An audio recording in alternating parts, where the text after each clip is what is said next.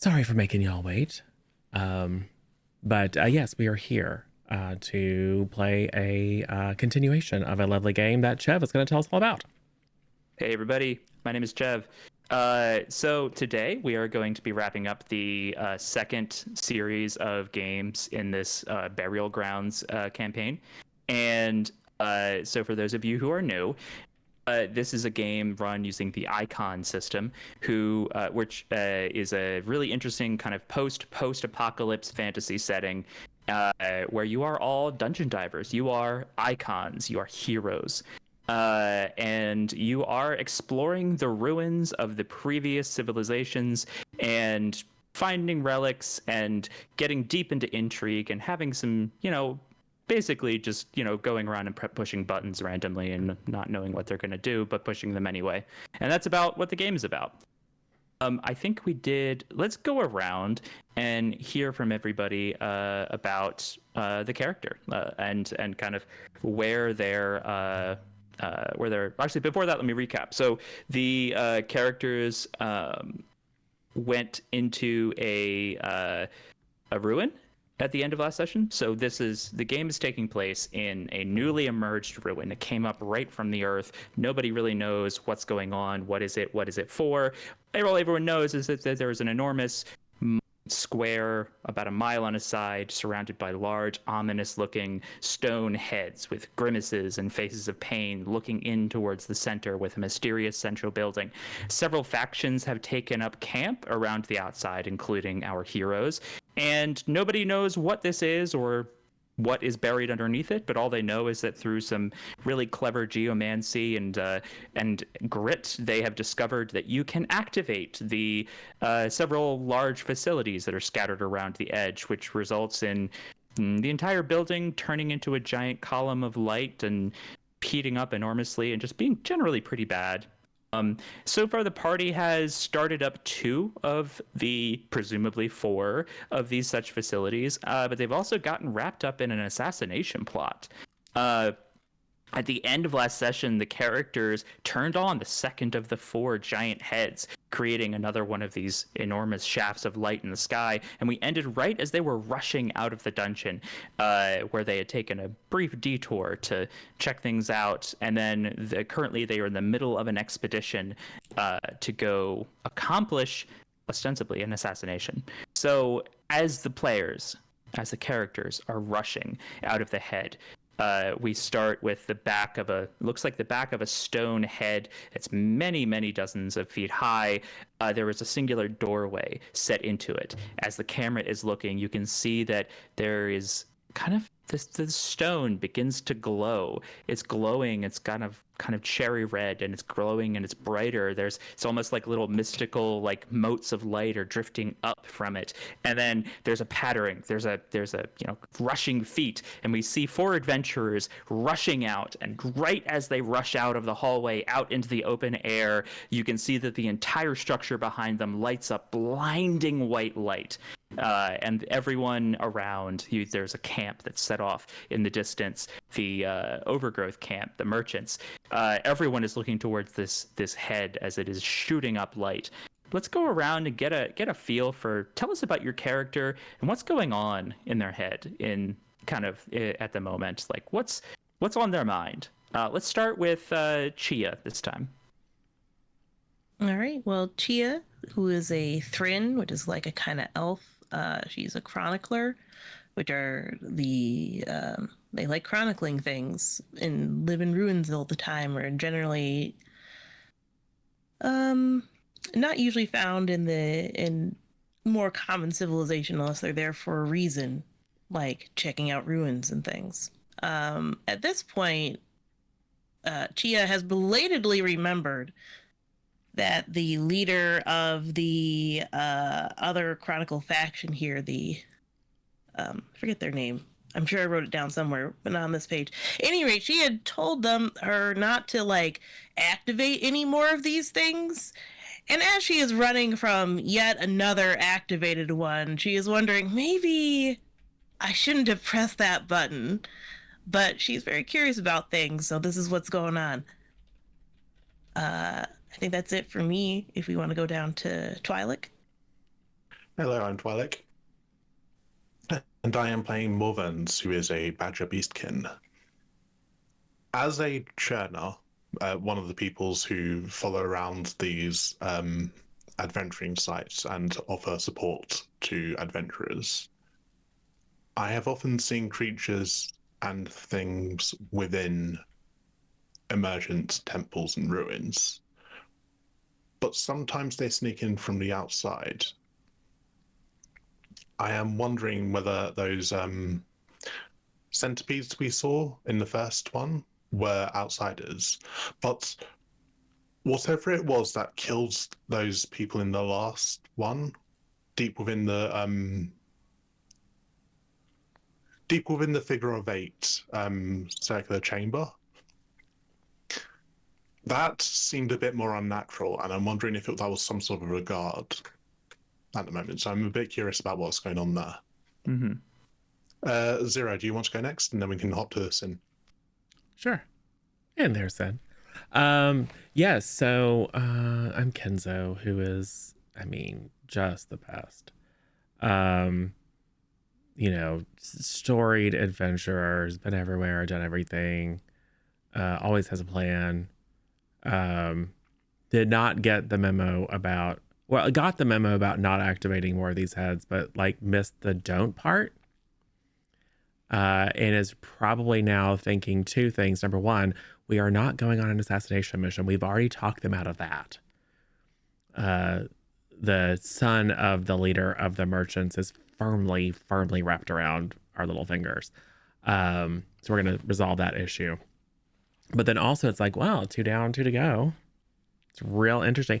I know there's some weird stuff going on in the middle, and like people are getting all, you know, aggro, and like they're like, we have to go to war over this. It's like, what better way than to serve all of the factions and, you know, do the right thing than to just blindly turn everything on and see what happens with magic. Yeah, you can't really know if something is dangerous unless you try it out. Yeah. And so far we've been fine. It'll probably incinerate everyone else, but oh well. Most of them kind of suck. Cool.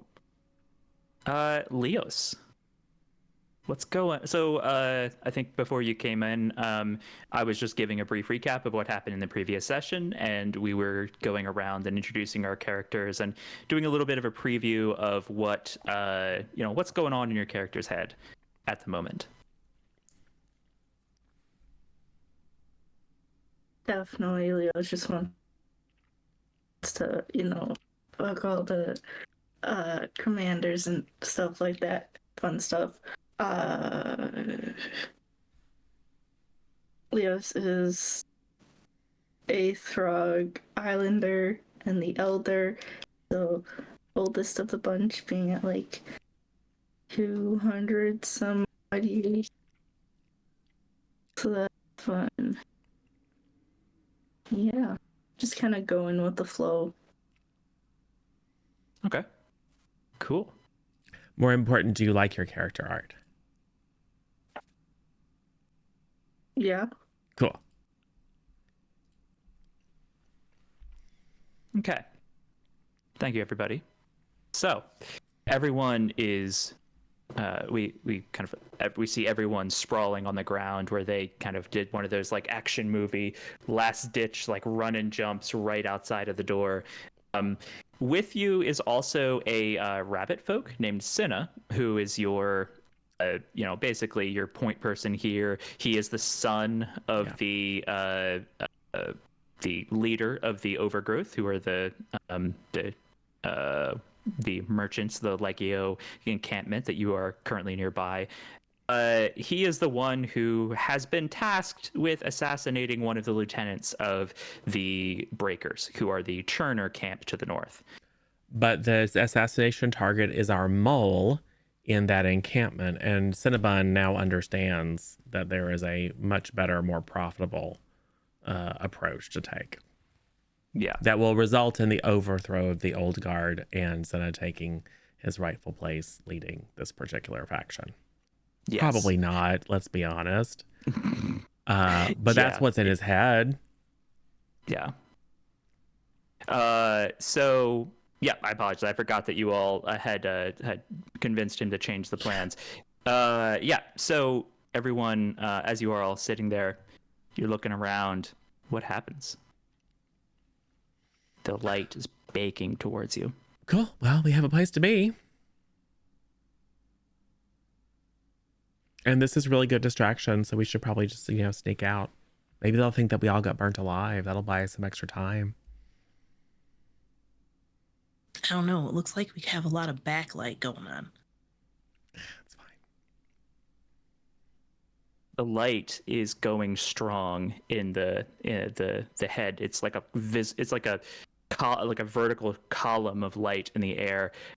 You can also see by like the light from the beam reflecting off of the clouds that there's something going on up in the sky. It looks like it's hard to make out at first just because your eyes are all focused and adjusted for the bright light. But as you're kind of like looking up at the sky, you can see that the clouds are swirling around this entire facility. You can see that there's lightning crackling in the air.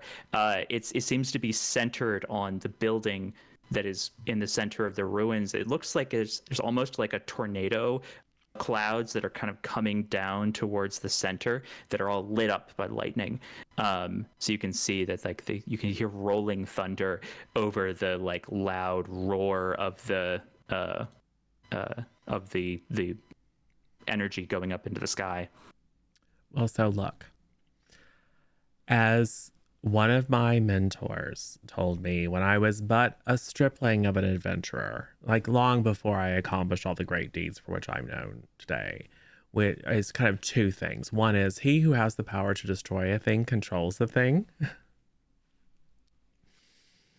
Yeah. So, and the other is like something about spice must flow. I don't know what that meant. But yeah, so cool. I mean, some might call it a weird extra dimensional maelstrom. I call it leverage. If it's going to rain, I'd prefer to be in a camp somewhere. I don't think it's going to rain unless it's raining the bits and pieces of people that get sucked up by the tornado. We'll just dodge those. So far, Might it's just not be ash. It's mostly like you can tell there's like a charge to the air. You can feel it feels like it's raining or it's going to rain. Not quite raining yet. Yeah, it'll be fine. But we should probably get out of here because these people are going to have all kinds of uncomfortable questions. Mm-hmm. Right. Where About we how still heading Chia to the irresponsibly activated the device. I didn't do it this time. Let it be known. It means that the next two heads, that's cool. That means that Morvins gets to activate the next one, and then Leos can do the fourth one, or vice versa. And by your powers combined, apocalypse. Yeah. Easy peasy. Captain Planet. That's another story that one of my mentors told me. We shouldn't go around spreading any rumors, even if they are true, about who might have activated anything. Mm-hmm. Were we still heading to the camp? Yeah, we're walking away. The one where we were going to assassinate someone, We're or not assassinating back to where we anyone. came We're from? making friends and collaborating and helping them understand the danger of leaving such important decisions and negotiations to the old guard who are only looking out for themselves. Right. But we're still heading to that camp. Yeah. The Stonebreakers, yes. Yeah, gotta go hang out with the doctor. See what kind of progress they've made in undermining the current power structure. So here's a question. How are you going to go? Well, we were going to go through the center of the facility, but it looks real stormy in there now. So maybe we just go around. I mean, we could go through the middle. Mm-hmm. I know Cinnabon has a map or whatever to the middle, but it just seems like the risk of us getting sucked up into the maelstrom or electrified or whatever by the lightning seems a little high. Yeah. Cinna kind of like he's dusting himself off, and he's pulling out some parchment, and he's like looking it over. Okay, so if we go through the center and we just cut straight across, I think we can get there in really good time. and like he's kind of walking to the side. But I don't. It doesn't really look too. I don't know. It looks fine. I guess. Let me see your And map there. yeah, he passes you the map. Okay. Is it sufficiently detailed that we could cut through the complex without going right through the middle where all the, tornado stuff is happening?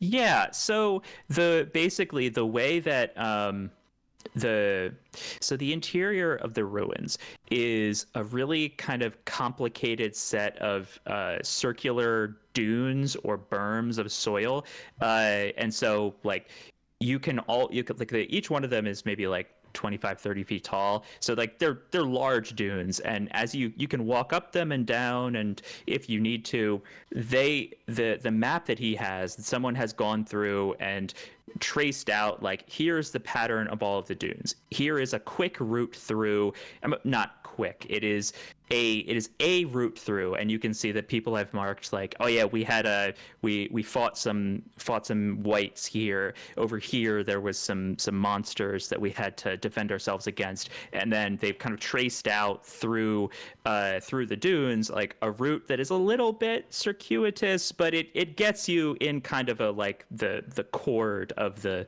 like it gets you from like about where you are to like about where the top head is.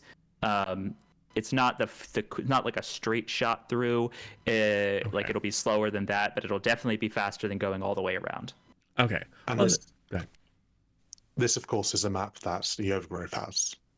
Not the Yes, Makers so or this is the something that the Overgrowth put together. You can see it's got like their group symbols on kind of like on the corner saying like, yeah, this is one of our it's written on their letterhead basically. Well, I mean, at least if we follow the map, we'll hopefully avoid some of the monsters that people have already dispatched. And faster's better. And if it gets too weird, we can always just like stop short and then just go along one of the little ripples, risking discovering all kinds of horrible things that we have to fight off. But at least then we're not spending extra time walking around the outside. Yeah. I am going to I'm going to use a major bane How here. dare you? On the as you're looking at the map, you're looking at kind of you can see that the tracery goes through the ruins and it goes up, and you can see that somebody has written, kind of diagrammed a rough outline of the breaker camp, and there's a spot that is labeled assassination rendezvous, and then there is another spot a little bit further away that is labeled debrief rendezvous. Cinnabon, you didn't tell us that you were such a rendezvous for a debrief. Wait, what?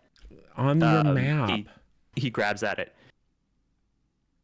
No, all he said was just like, all my dad said was just go get some tough guys and go and some swords, and it'll be easy peasy. Like he said she'll be a sitting duck, and just like go take care of it and then come back. He didn't say anything about a rendezvous. Well, then why is it on the map? Well, he might have. Oh, he's scratching his head. He's looking around. He's looking back at the thing. Yeah, I don't know. Yeah, yeah, I mean, maybe it's just a mistake. I'm sure it's just a mistake. Probably not. Anyway, so we should go, number one, and talk to the doctor on the quick to like read them in on the actual plan, and then we can go see what's going on with that little debrief location. And I assume the debrief location isn't like in the heart of the competing camp, that's somewhere outside. Yeah, it's somewhere outside. Okay, then we can go and check in, because like maybe he said something about it, but you were busy crunching on a carrot and you missed it, or maybe someone else was supposed to tell you and they didn't. I mean, he did have really good carrots at that dinner, and I was really crunching away at them. Yeah, these things happen. Can I study this conversation to see if our Cinna is lying, even though I don't think he's capable of that. But I Yeah, go ahead. could see if he. Yeah, go ahead and are you approaching this from a whatchamacallit? Where's my actions list? I can just look at the sheets. I think study is a discern someone's intentions or notice deception. Yeah. I watch Kenzo do a lot of things. I don't do them myself, but I look at what Kenzo does and I understand. Oh, I got a 6. Okay. As you're seeing him, like, he's still kind of, you can tell he's agitated. He doesn't know. This is a distressing surprise to him. He kind of, like, you kind of get the feeling that, like, he's acting really surprised, and he is genuinely surprised, but, like, what he's holding back is not, like, secret knowledge, more like an anxiety about what this could mean. Like, he's suddenly, like, in his head, he's starting to put 2 and 2 together that he had not even thought about before, and it's whatever he's thinking about is distressing him. He's thinking that all this is a trap to get rid of him. I was wondering if it was worth for his dad to get him assassinated or not, but I wasn't going to say that out loud. I guess out loud it'll be more like a, so what you thinking there? No, just it's, I'm just a little bit nervous. It's one of my first big jobs, and just unexpected things happening kind of, makes me wonder how this is all gonna go. What do you say we get out of here? Yeah, Sure. We can walk and talk. Yeah. This conversation is happening as you are. So are you all going through the center, following the map? Sure. It seems like a bad idea looking at the sky, but time is of the essence. Okay.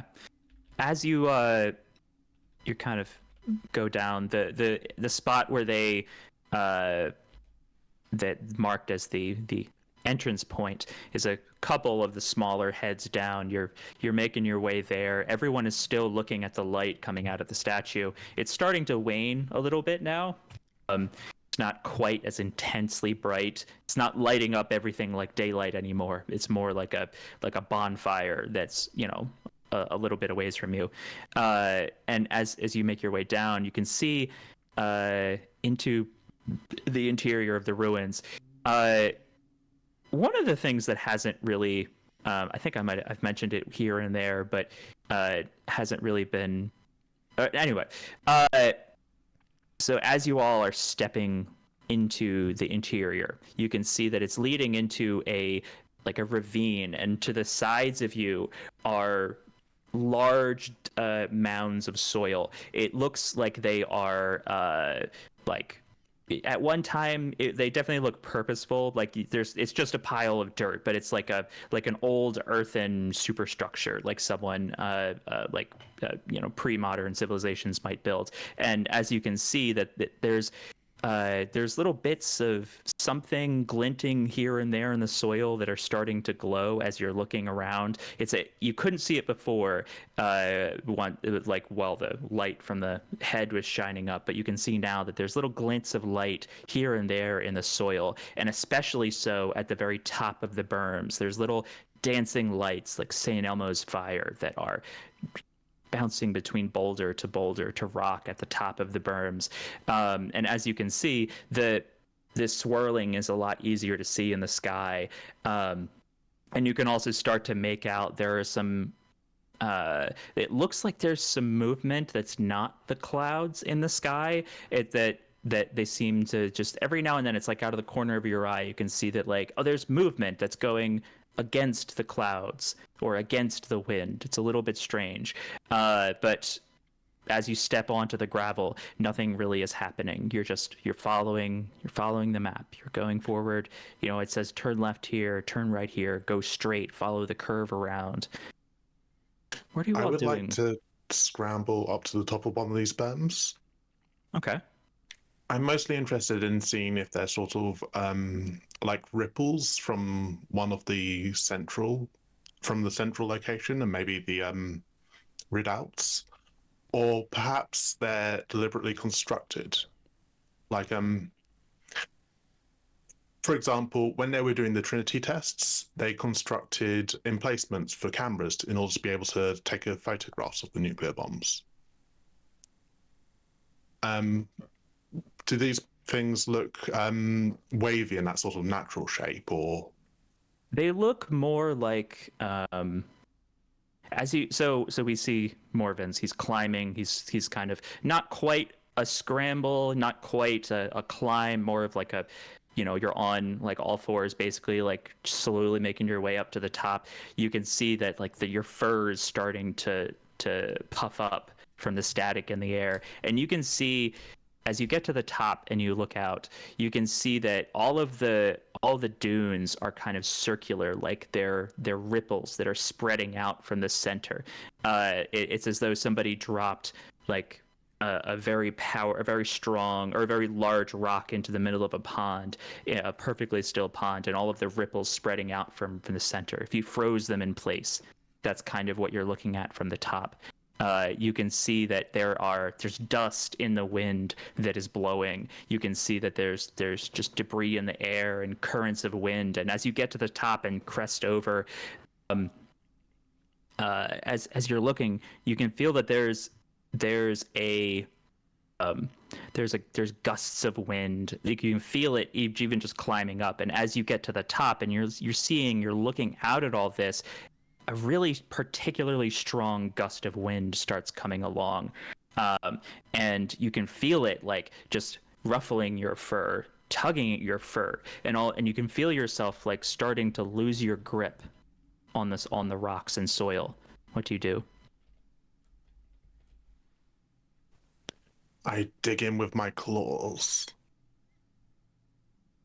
Everyone else, you see Morvin's kind of rush up the side of one of the dunes. You're hearing the wind picking up. You can see that Morvins is starting to dig himself in and grab onto the top. Are you saying anything?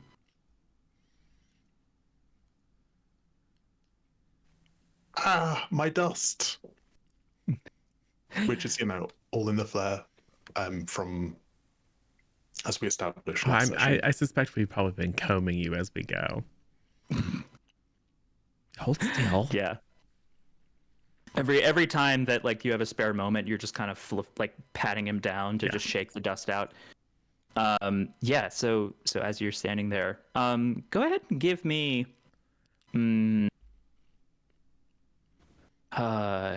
So you're there at the top. You can see that you can feel the wind, and a particularly strong gust of wind comes along, and you're dug in. It sounds like you're enduring.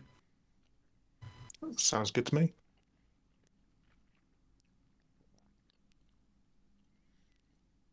Four, which I believe is a mixed success. Yep, that is a mixed success. So as you are, you're looking out at the whatchamacallit. You are looking out at the dunes. You are gripping down. You're looking and seeing. You actually spy that the map is wrong, or at least it's not the best it could be. You actually you remember from when Cinna passed you the map. You remember it had us going this way and then that way and taking a detour over here. Now that you're at the top, the wind is in your eyes. You're struggling to see, but you can still get a good enough look that you think you see a faster way through the maze. Oh, excellent. I, of course, shout this down immediately. Come on, we got to go that way. Well, hold on, that sounds cool. But so the rings, do they obey the inverse square law in terms of wavelength and amplitude?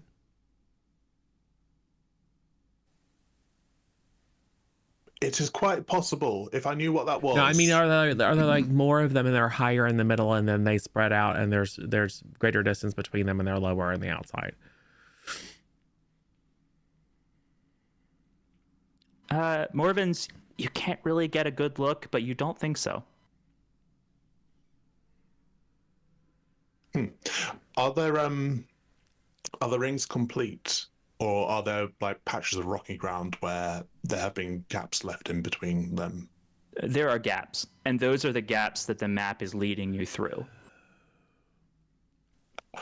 No, they're not inversely squared at all. They're sort of round and circular. I mean, they would be. Mostly. That's fine. Never mind. I was just curious. Cool. Well, I guess I should take a look for myself.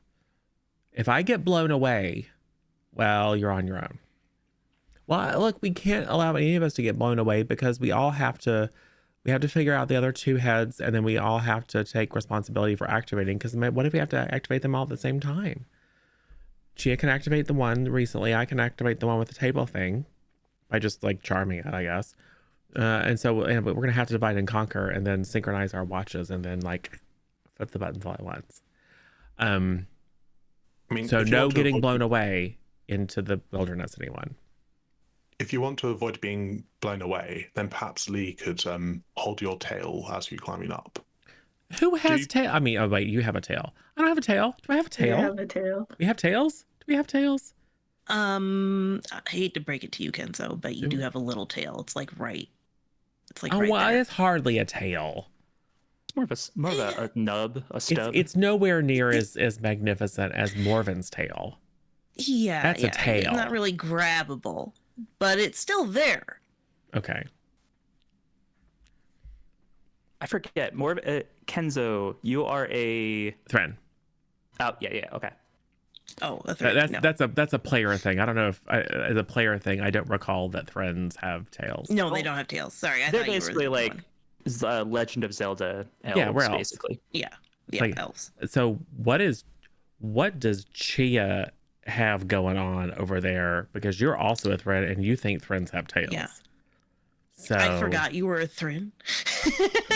Is the real thing here. Oh, yes. Well, I am so multifaceted. Sometimes it's difficult for people to put me in any particular box. So I appreciate your validation. Exactly. Sometimes you're trying to trick somebody, and it helps to have talking about the troubles of having a tail in a tailless community. You can bond over that. I have no doubt I've convinced people in the past that I have a tail. So Kenzo, as you're kind of climbing up, you can see the spots where Morven's dug in, and as you get up to the top, you can see that Morven's is like unhitching his claws from the wind has died down a bit. And as you're looking out at the circular dunes that are all surrounding the central building, as you're looking out, you can see that now that you're up here, you have a much better position to look out at everything. So what are you doing once you're up here? So I do want to know: are they evenly spaced? To suggest that they were at one time some sort of construction that has since decayed, or do they obey some sort of geometric progression to suggest that they might be some sort of natural phenomenon? It's not inverse square law that rules some things out, but then again, this is weird future science nonsense, so it could be anything. Yeah. No, I mean, it's definitely a smart thing to look for. As you're at the top, you can see that it does look a little bit like. So kind of what it looks like is like a very gentle sinusoid, and what you can what it reminds you is like you've been in deserts before. Or have you ever been in deserts before? I've been everywhere. Places where people travel on hard-packed soil. For sure. So one of the things that can happen is, you can get just the wind itself can start carving rhythmic grooves into the land. Okay. And so, like, you know, dunes on a small scale. And you can kind of tell that, like, as you're looking at it, it doesn't look like the ones in the center are like higher, like it, you know, like it was an energy source or a shadow that was being cast from the center. But it does look like you're up there. You can get a sense that, like, the wind that you're feeling had a hand in maybe not creating, but shaping the dunes. There's a little bit of like an uneven, like the lee and the facing edge of the dunes. Got it. Also, the sparkly bits. I'm gonna put my hand near one to see if it's hot.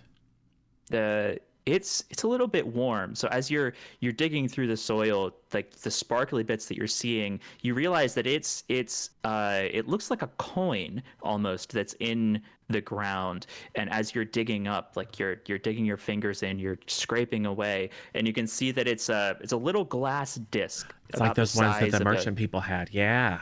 Yeah, they had some of these, and it's glowing. It molded into both sides of it is the image of a skull.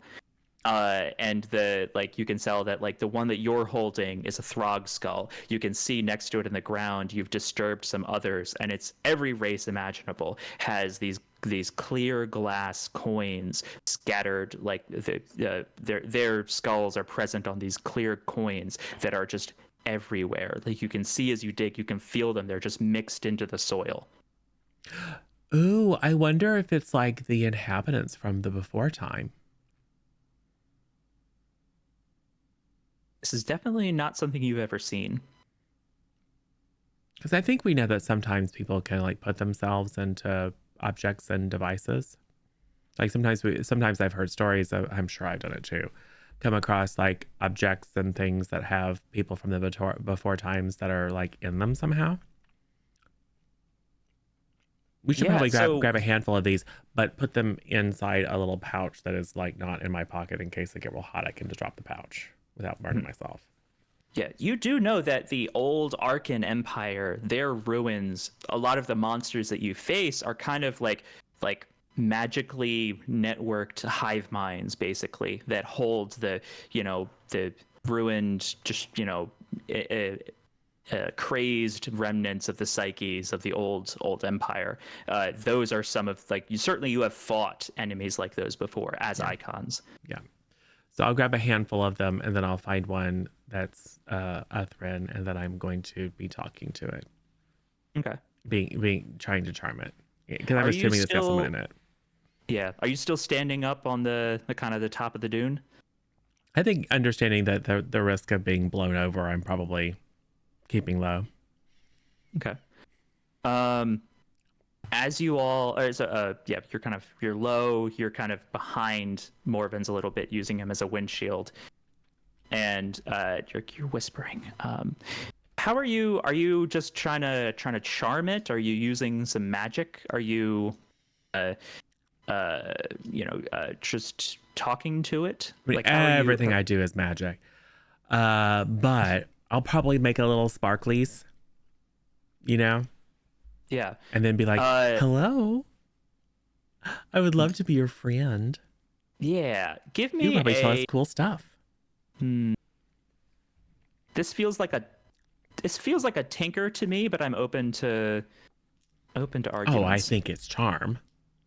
Because I'm not trying to like manipulate it or apply tools to it or otherwise like traditionally tinker with. I'm literally just like, I don't know, maybe you like electricity, because that's what I can do with magic, and then just being real sweet to it. Okay, so I think that this has if this works, it's going to be a bit it's probably not going to be the most effective thing that you could do, but also it's the best chance you have of succeeding in the first place. So I'm not even necessarily trying to be effective. I'm just doing what yeah Enzo would do. Try to make friends. Go ahead and roll it. Yeah. Should I spend effort? No. I did get a 5. Okay. So it's, as you're standing there, as you're standing there, you're crouching. Nothing happens at first, and in fact, like nothing kind of happens for a little bit. Like you're really laying on the charm here, and after a while, just talking to it, you can see that it's starting to glow a little bit more. It's lighting up. It doesn't communicate or anything. It is just it's just starting to glow a little bit brighter than it was before. And then as you're talking to it, you put a little bit of magical energy into your charm. You're relying on like your magical empowerment. You're just putting a little bit of that arcane spice on your words, and all of a sudden there's a flash of light, and you feel there's a tinny little sound, but then the sound itself, it sounds like words, but you can't make it out. And then from all around you on the slope, you start hearing the same sound, and it's spreading from the location you're in. Just like you can hear it from the ground near you, and Chia and Leos, and you can hear it now. Like you're not sure what Morvins and Kenzo were doing up there, but you're hearing this now. It's loud, it's deep, and it is a voice that is saying, "Leave, leave, leave," and it's just repeating, and it's responding to the words that Kenzo is saying. And you can see that with every like repetition of the command, you can see that there's a wave of light that's shining through the soil as this message is ringing out. Well, It's like the deepest, most clear bell that you could imagine. cool. Made words. Well, see, that wasn't so hard. Thank you. We're on our way out, in fact. Let's What go. did you do? I'm making friends, and look, our friends are helping. Is it helping? Yeah. First of I'm all, running it's around with- telling us to do what we were already going to do, and secondly, it's the message is probably getting to everyone else who's here. So they haven't left already. They probably will now. All right. I think our pace has increased. Yeah. Because I assume it's like running around with like, I don't know, a fire alarm going off. Yeah. Mm-hmm. And As you all- I'm still like, oh, thank you so much. If there's anything else you want to do to help us, you can just tell us at any time. You don't even have to like have all of them tell us. You can just tell me. Mm-hmm. You can hear the ones right near you, Kenzo. You can hear the word doesn't change. It's still saying leave, but you can almost get a sense of urgency to it now. Oh. Like the more that you're talking to it, it's like it's going from a command to like a very urgent, seriously, you have to leave right now. We should probably get out of here. Because see, our new friends are saying like something bad might happen if we stay. So let's just book it, just to be safe. Was it the part where they said leave? Well, Was no, that it wasn't. the part It that wasn't the made part you where they said think? leave. It was the part where they said leave. Oh, that one. Yeah. Okay, yeah, that sounds great. Thank you so much. You're my best Come on. friend. As you all, you're scurrying, you're hurrying through, you're going faster. Now and then you can catch a glimpse through the corner of your eyes of the movement in the skies. It is as you're moving through the labyrinth, you can see behind you that there's more and more of those flashes of movement over where you've been, especially where all of the coins in the ground were starting to light up and do their loudspeaker act. As you're all going, you reach a point where you can see there's a clearing ahead of you. If you cross the clearing, you'll be able to get where you're going much faster. This is in fact one of the things that Morvins spotted, and Kenzo, you were able to see it as well once Morvins pointed it out to you, that the map that you're following tells you to go around this clearing rather than through, but you'll be able to save some significant time if you go through. Yeah, but if we go through, then the monsters in the sky will sweep down and eat us. I say to Chia. Well, 6 of 1. Hey, can you guys be like, Dave, get out of here, but like somewhere else? Like focus your efforts on a different location so that the monsters go there instead of here? Mm-hmm. Yeah, so the coins you've been following, there's like they kind of have their it's like a silver bells almost, like a tinkling in the bag that you've been carrying them in. As you got away from the previous location, they've been quieting down, but they're still going. And as I'm picturing you opening your bag and kind of like talking into it. They start to become louder, and you can see that they're resonating with the ones in the soil around you. Cool. Close the bag, pull out one of them, one of the spares, and be like, hey, you're doing a real good job. You should be as loud as possible. And then huck it into the middle of that clearing. Ooh, I like this. I like this. Ooh, what action are you doing this with? I mean, Excel?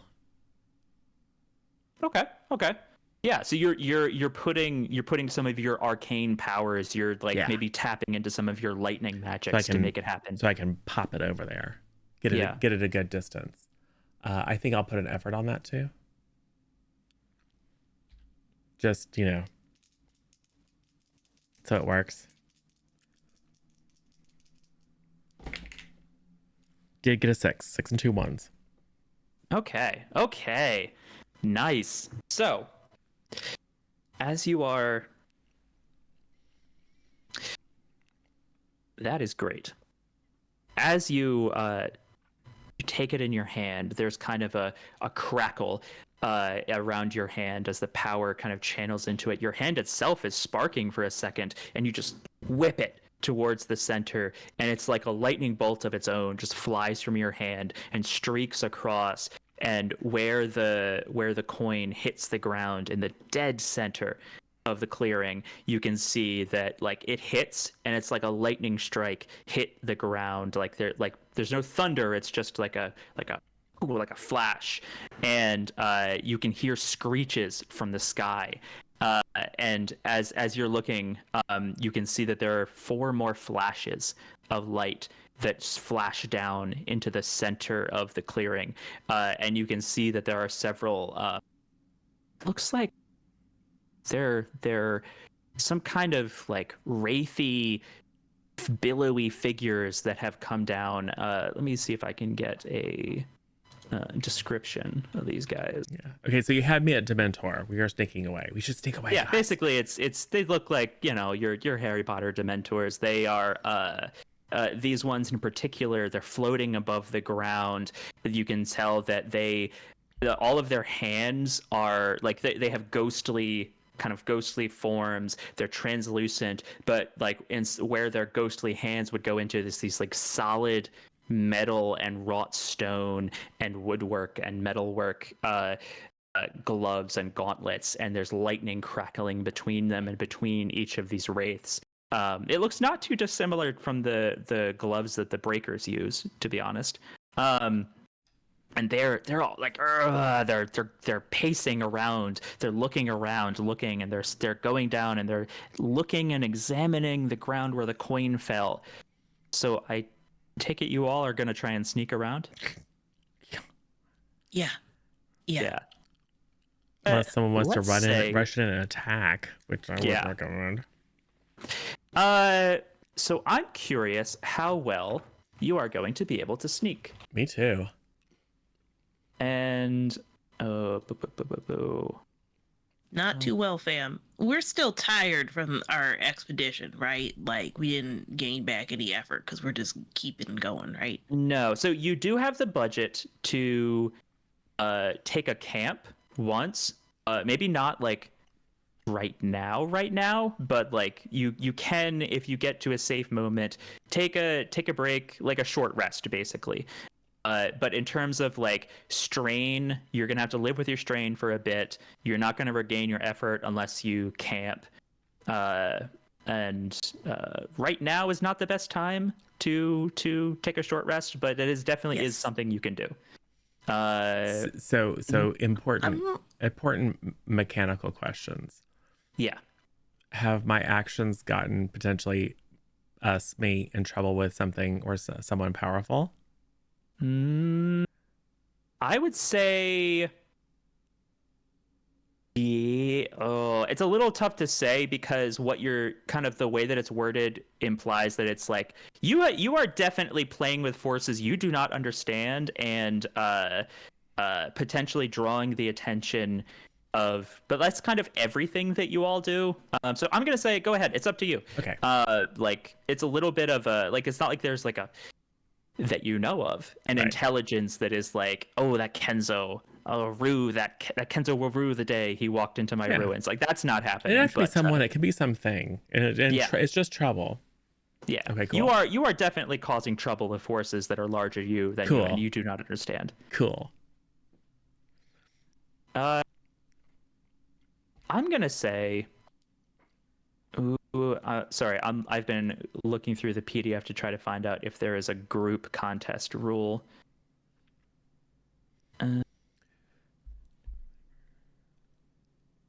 I sneak well. I mean, there is a team up action, isn't there? Yes, that is what I'm trying to remember.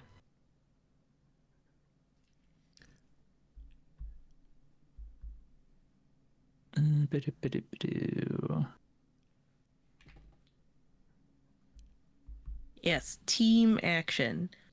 You make an action as a group. Choose a leader who spends 2 effort.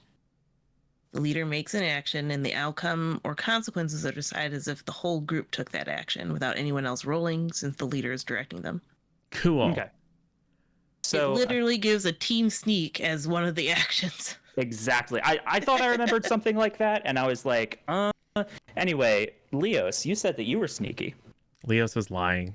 Well, I'm saying that because I already rolled the thing because it's no boxes, so it's to take the lowest, and I got 2 6s. So Ooh. I mean, Okay. I support You wanna Leos use leading that? the team in this action. I love this. Yeah. Yeah. So let's play this out. Leos, you have looked at the situation. You have said, no, I am going to sneak.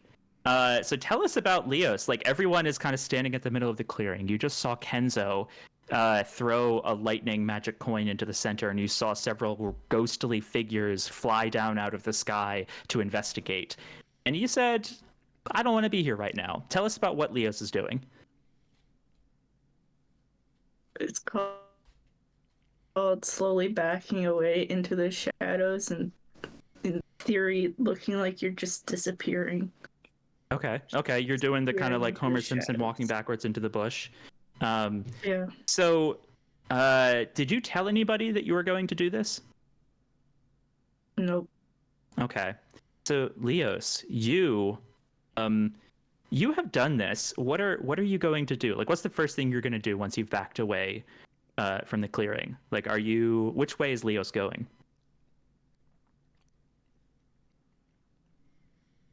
Probably the way the map was telling them to go Okay. around it. Okay. So Leos has decided a bit unilaterally, or no, literally unilaterally, that Leos wants to go the long way around. And so the rest of you, That's Morbins, that's the Kenzo, plan, too. Chia, you're looking there. You're all standing there and you're talking like, yeah, what do you think? What do you think? What do you think? Hey, Leos, what do you... Leos? And Cinna is standing there like, hey, where'd the tall one go? Hush. Where'd the big one go? Hush. Oh, We're all sorry. going. We're all going the same direction. It's all good. Leos Okay. is just out ahead of us. So Okay. still a group Who's roll. rolling for the rest of you? Okay, so spending 2 effort, does that add 2 dice as per normal? One moment. I don't think it says. I think the 2 effort is just so that it's covering like that so that it applies to everyone else. Cool. So I think the idea is that you can't just have like your designated sneak person who always takes point on sneaking. Got it. Can I ask Chia or Morvins or both to spend an effort to provide an extra die? I don't have any effort. Oh, I have 3 efforts at the moment, so I Cool. can spend both if you want. no, I'll spend both effort, because if I spend both effort, that will actually get me an extra die and extra effect on the roll. So I want to spend both effort, but I also want an extra die out of it. So if you spend effort, that would be an assist. So that would bring me to 1, 2, 3, 4, Okay, cool. Yeah, if you'll spend one, I'll spend two. This is both slipping out of a literally charged situation and dealing with the consequences of my actions that get me in trouble with something powerful. So it's an interesting little mechanical interaction. That is 3 6s and a 5. Ooh, critical success. So, as you're standing there, you're like, wait, where's Leos? And then you look around, and you can literally just see like the corner of Leos's cloak as they're going around behind a corner. Clearly, they're just going the way you were originally supposed to go. So it's not more than a moment's work. Like you take a moment, you're looking to see like the wraiths in the middle. They're looking around. You know, like you can just tell that like they've been dormant for so long. They're super predictable. You know that as soon as they look that way, you've got 10 seconds to get across the gap, and you do. Nothing notable happens and you're able to get. You're a little bit committed to the long way now, but you know that's the way it's got to go. Better than getting eaten. Yeah. So some more time goes by. No, you know what? I'm not gonna do that because you gotta. I'm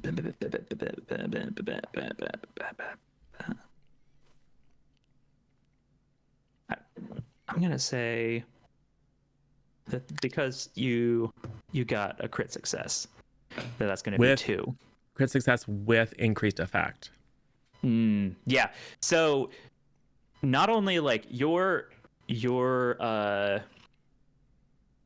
sneak job is like everything from here on out, or at least for the next little bit, it just goes smoothly. It's like, you know, whatever was watching this area, whatever forces were defending it, if it could be said to have focus, it was focused on the things that you just did. It is like it almost feels like the air feels safer somewhere. And as you're scurrying through the dunes, you're following the passages, you're going around curves and through gaps in the rock and the rubble. The map is surprisingly more accurate than you thought it might be. It takes a little bit time. You're a little bit worried. Like you can see that the moon is starting to rise over the horizon by the time you get over to the far edge. But you've made it there. You have arrived at the far edge of the labyrinth, and you're looking out, and it's maybe like a 5-minute walk from here to the place that's marked as the rendezvous point for finding the dock. Cinna and his companion are kind of panting behind you. They were having trouble keeping up with you all, but they managed. They muddled through. And he's saying like, okay, so the plan was that we were gonna go meet them here. We were gonna kill them. I guess we're not doing that anymore. We're just gonna, we're gonna make do and figure it out as we go. We're gonna make friends and see everything is going extremely well. Yeah, everything. I mean, is this what being an icon is about all the time? Like you have weird ghost dealies. Oh yeah, and giant lightning tornadoes. Yeah. Okay, I don't know if I like being an icon. Well, but you got to be an icon to get that 30%. Stick with us, kid. He looks kind of unsure. Like he's looking more unsure the longer this whole thing goes on. So I mean, if you really don't want to, we can just take care of this for you. We'll be sure to give you all the credit. No, and you can kind of see like his hand is twitching by his side where he had stowed away the map originally, and he's looking back and forth between you all, and like it's like, look at your faces, look at the map, look at your faces, look at the map. Like he's nervous about something, but he nods and he's okay, let's go, let's figure out what we're gonna do, and we'll figure out that second rendezvous, whatever's going on there, we'll figure it out. Well, we know what we're going to do. We're going to be very transparent with our partners and friends, and then we'll, think things through and come up with a plan. And maybe that plan involves, I don't know, alerting the current faction so they can go and deal with the ambush that's waiting for us? Hmm. Maybe. We'll see. Okay. So, a little bit, you set out again. You're heading off. You come up on the location, and there's the place where you were supposed to meet Doc.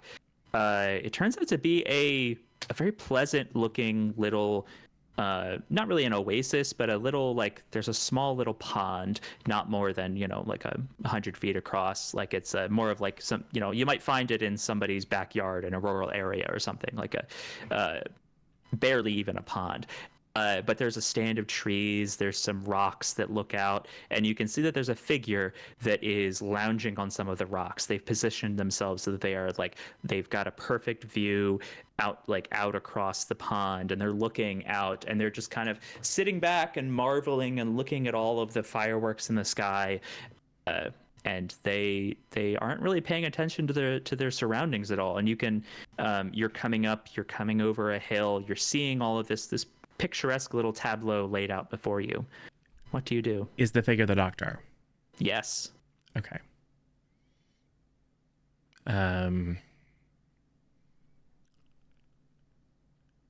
Gia, you're non-threatening. Yeah. Aren't you also non-threatening? Okay, fine.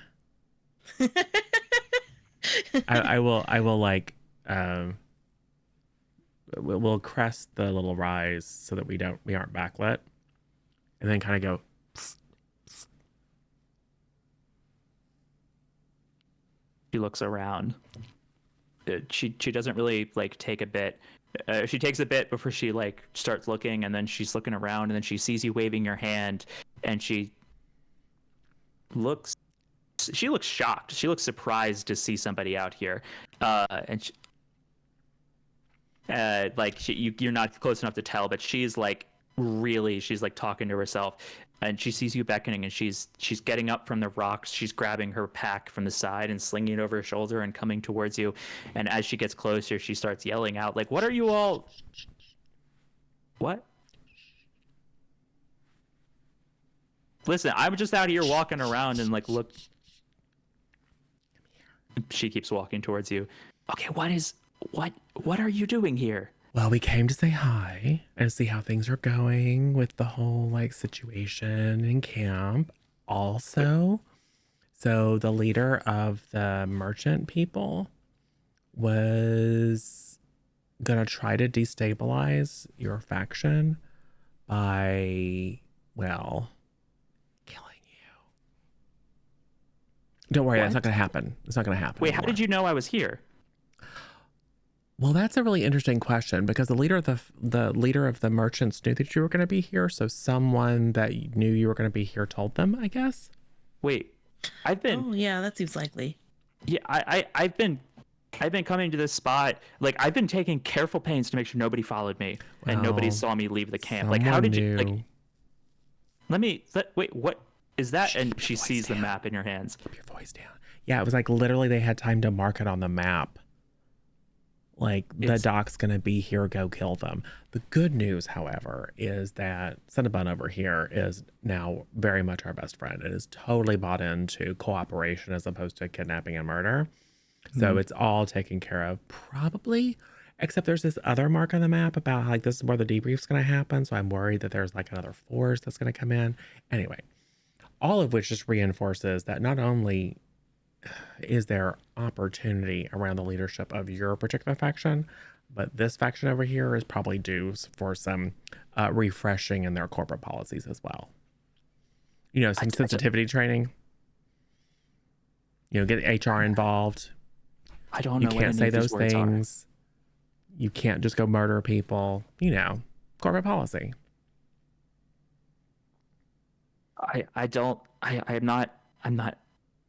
How did they? You've how never did been they- through mission, vision, values training? Her face has been going pale, like the more that she thinks about this, and she's looking at the map. I mean, if they She reaches down to her belt and she starts drawing a knife. And you said he was Oh no, going to he's come do this. He fine. got you to do He this. didn't. No, he didn't know what was going on. He was just following orders. And then when we were like, "Oh, dude, that's not cool," he's like, "You're right, that's not cool." So he's very much a friend now. Aren't you, Cinnabon? Cinna is like, he's hiding behind his companion. He's like, you can almost barely see him behind like the just giant thick calves and thighs of the Throg bodyguard. And he's just kind of like pokes his head out and he's like, yep. So I mean, so I was told to come here, and I'm sorry, I was told to come here and kill you, but then they said they had a better way. So we're here now. Yeah. And the doctor is looking around between you all. She looks like she's in the middle of trying to make a decision. Go ahead and give me a charm roll. See how convinced she is. And I am going to use a minor bane. How dare you? So that is not a basically it'll be a little bit less effective. Okay. Oh, I got one back for no, I need to save that. Crap.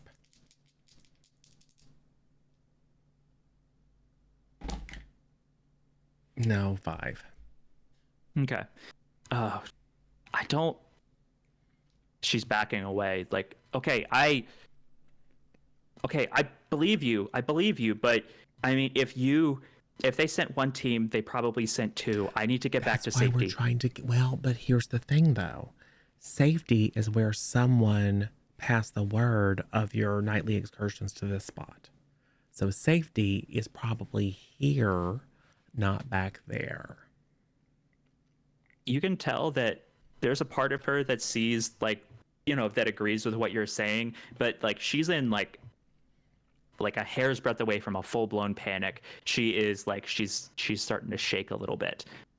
She's like looking, she's like really not calm. It looks like she might bolt at a moment's notice. If you need to get out of here, go to the Scribblers. Because remember, you're supposed to be making contact with them anyway? Yeah. And they, as far as we know, aren't trying to kill you. Okay. Or you could stick around. I mean, it's for sure safe here. But if you need to go somewhere, don't go back to your spot. Because if you go there, then whoever ratted on you is going to rat on you again. Okay. She grabs a notebook from her pocket. She starts scribbling with some charcoal. Take this to Koya. Give it to her. And she hands, she just kind of holds out and hands it to whoever will take it. Here, take this, give it to Koya, and I will go. I'm going now. I'm leaving. Okay. And she turns off and starts like rushing off into the night. Not that direction. That's where the other spot on the map is. That way. Oh, and watch out for creepy cats and like rags and stuff. They will 100% rob you blind. Oh yeah, I see him on my walks sometimes. Like he's fine. He's a baby doll. Yeah.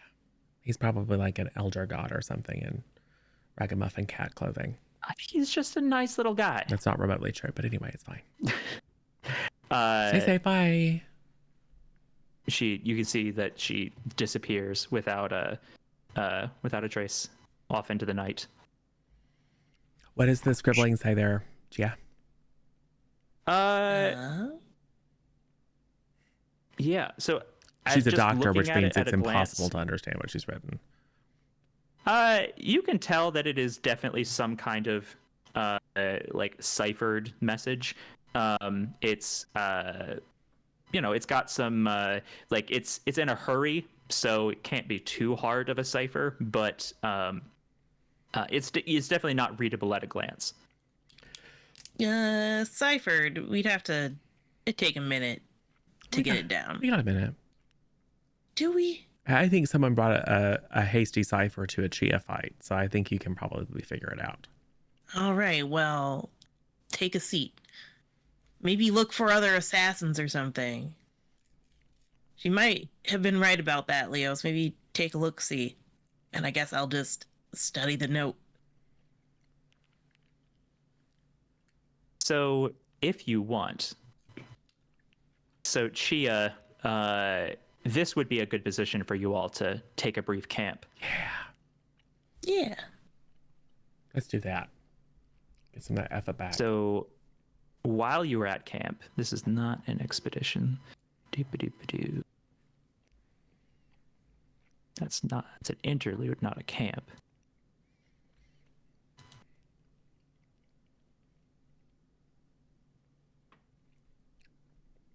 Ooh, okay.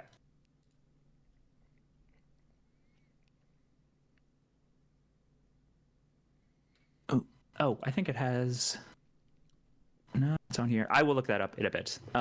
So Chia, as you are, go ahead and roll for examining this cipher. I got a 5. Okay. I'm gonna say it takes a little bit longer than you thought it would.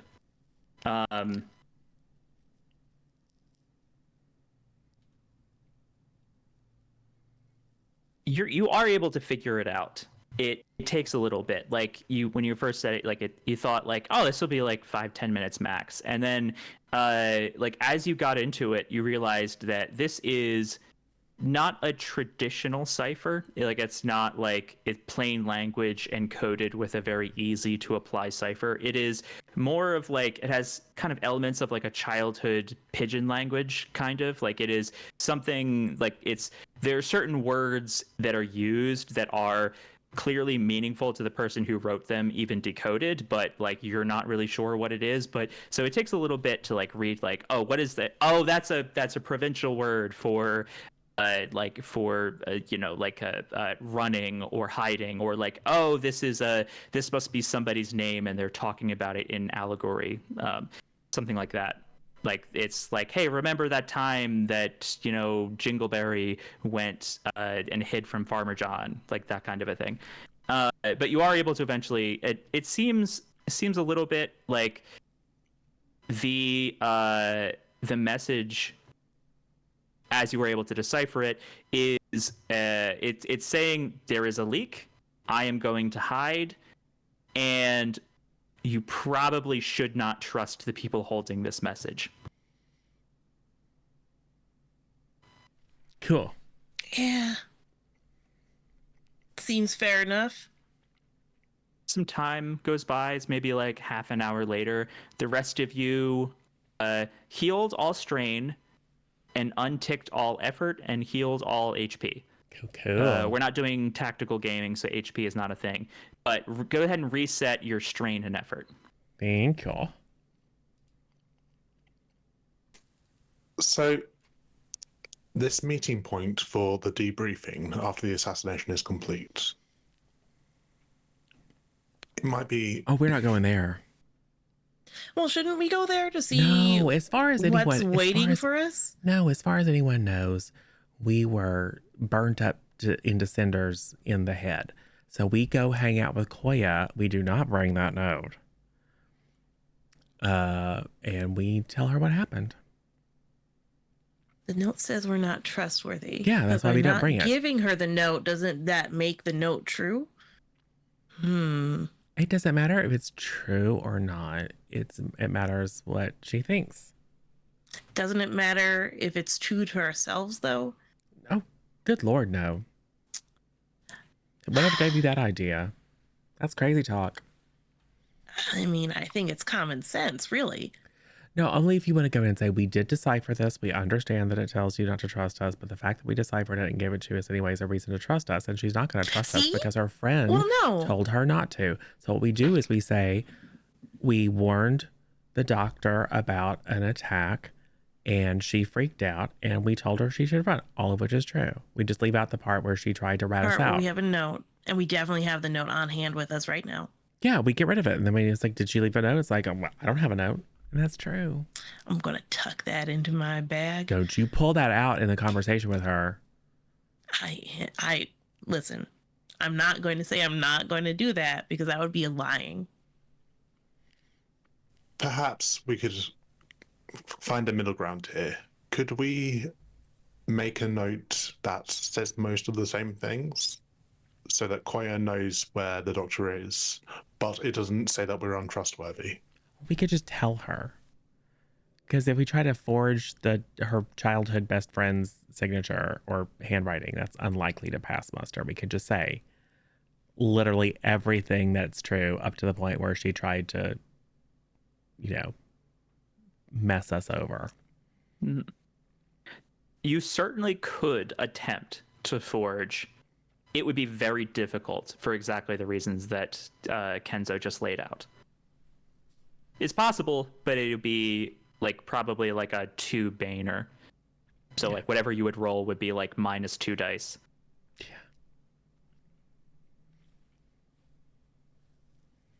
She is like, I could do it. I bet I could do it. But then remembers her cultural values of truth, for example, and will not do this. I respect her cultural values and have full intent of telling her the truth, just omitting the thing that isn't true, which is that we're not trustworthy. We're super trustworthy.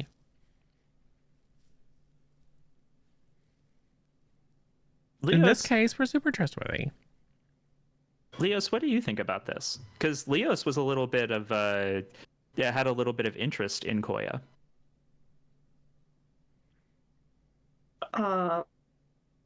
We don't tell Koya that friend thinks we're distrustworthy. I agree with Kenzo. Yeah, because she won't ever go out with you on a long moonlit walk if she thinks that her friend thinks you're untrustworthy. Definitely, Doc is not gonna come back and be like, hey, so, like I said in the note, don't trust those adventurers, and Koya's gonna say, what note? That's definitely not that won't happen. That's tomorrow's Definitely problem. not. Yeah. And then we can tell the truth. It's the note was meant to screw us over and we weren't going to share it. We were trying to look out for your best interest, dummy. But Her best interest? Yeah. Or our best interest? They, as often happens, perfectly align. And then we also want... Is it aligning though? Yeah. Listen, I feel like you're taking a round peg and trying to make it go in a square hole here. If she gets too lippy about people not being trustworthy, then we can have a private conversation about her looking to betray her very best friend, which we know for a fact she was going to because she was going to do it for us. Do we want to open that can of worms? No. Hold on, that sounds like a very exciting can of worms. Yeah, but for other people to watch, not to be in the middle of. For some reason, it feels like we're already in the middle of a lot of this. If we're going to pull the pin, we're going to pull the pin. I just suggest that we don't pull the pin. It's kind of a, if I'm going down, I'm taking you with me sort of attitude. And isn't it better if none of us go down? And we're all just happy? Are we sure we don't want to find out what's at the rendezvous point? A trap. If nobody goes to the rendezvous point, then the overgrowth will know that the assassination did not go according to plan. Yeah, as far as I know, we got burnt to crisp or got eaten by monsters in the thing, which we nearly were. So would they not send another assassination team? Here. And their target isn't here. Cinna is looking around at you all. They're gonna probably they're gonna expect me back at some point. I would like to not be dead. I'm still alive. We didn't burn in the crisp. Yeah. We solve the situation here, get the lay of the land, and then if the smartest thing to do is to return and provide a report, we will. And you weren't told to go to the rendezvous point, and so you didn't. Yeah, no, So my dad just told me here's the plan, here's the map, now go. Yes.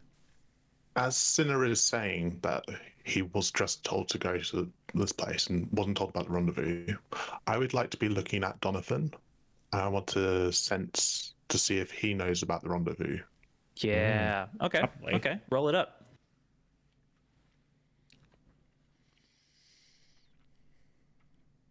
Leos He's kind of might have to standing kill there. Donovan. I'm sorry. What was the roll? I got a 3, so I don't know anything at all. Okay.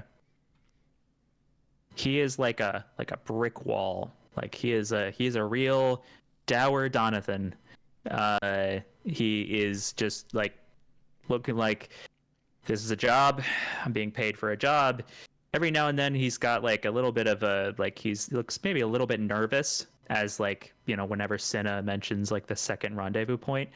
But it doesn't look like he's hiding anything. More like he's a little bit distressed by the fact that there was a second rendezvous point.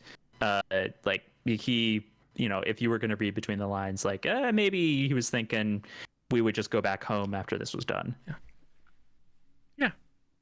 We trust Donathan implicitly. Let's go see Koya. Okay. So the night gets on. It's what time is it now? A couple hours. It's maybe around like midnight-ish. So you all set out. The moon is well risen at this point.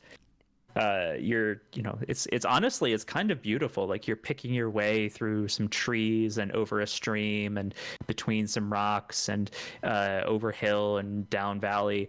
It's land that you had walked before, but not in the nighttime. So it's a little bit unfamiliar. As you're going along, you start to see like there's a glow on the horizon, where you know the camp to be. It just looks like normal campfire as you're coming up on it. You're continuing on. You can see that it looks like there's some busy activity that is going on as you're getting closer, and like the guards are all standing at alert. There are some like messengers going back and forth from the guards for deeper into the camp. How do you all roll up? Well, two things happen. Number one, I open my little bag of coins. Y'all still in there? Hoping that they'll all kind of like just a little bit glow a little bit. Ooh. Just a little bit. Okay. Give me just a 2d6 as a luck roll. 2 6s. Okay. 2 6s is a crit. As you're speaking into like you have already established a rapport with these devices, and you're close enough to the ruins that it's not an issue. It's like as soon as you start speaking to them, like it's like you like the very sound of your words has a little bit of magic to it, and they all start like chiming, and it's discordant at first, and they're starting to build up, and you can hear. Go ahead. I mean, I want to hear what they say, down. but I don't want them to get real loud. Yeah, you catch them in time. Like they're starting to build up, and you realize you're like, no. Okay, it's okay. Just making sure you're there. Hey, Leos. You know what I thought would be really cool? Or something I thought that maybe Koya would think would be really cool. Like maybe if you brought her a present. That sounds really cool. So I happen to have found this really cool artifact in the death spot that we were in. And look, it's got a Throg on it. I mean, it's a Throg skull, but still, I mean, she seems kind of emo. She might be into it. I think maybe if you gave her an artifact of our adventures as a token of your respect and affection, she might think that was cool. I mean to think that. Cool. Here. Be careful with it. It's very valuable. Thank you. Just be sure to make sure that she takes it. You know, just in case.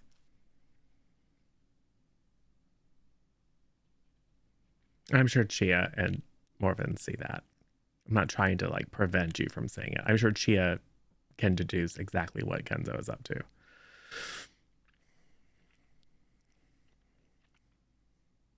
So, coins given aside. Just one, just the one.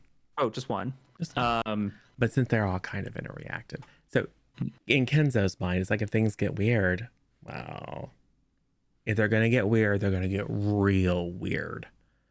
So yeah, as you are walking along, now that you know what to look for, you can see that some of these coins are here as well. Yeah, they're not nearly as prevalent, like as common as they were. It's not like you reach in, you grab a random handful of dirt, and there's like 2 of them in there. It's more like as you're looking around, you can see that like, oh, there's one over there, like 10 feet away, and like, oh, there's one over there. Just that kind of a abundance of them.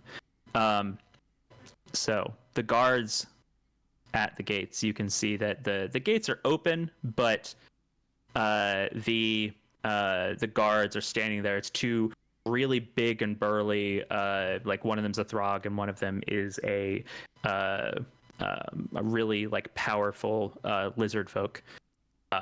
They're both standing there. They've got enormous halberds that they've crossed over the gates, and they've got, you know, side swords strapped to their hips, and they're looking really suspiciously at you all. You can tell that they're shouting, like indistinct shouting and hurrying and rushing in the camp behind them, and they're looking, and they're like, nope, can't come in.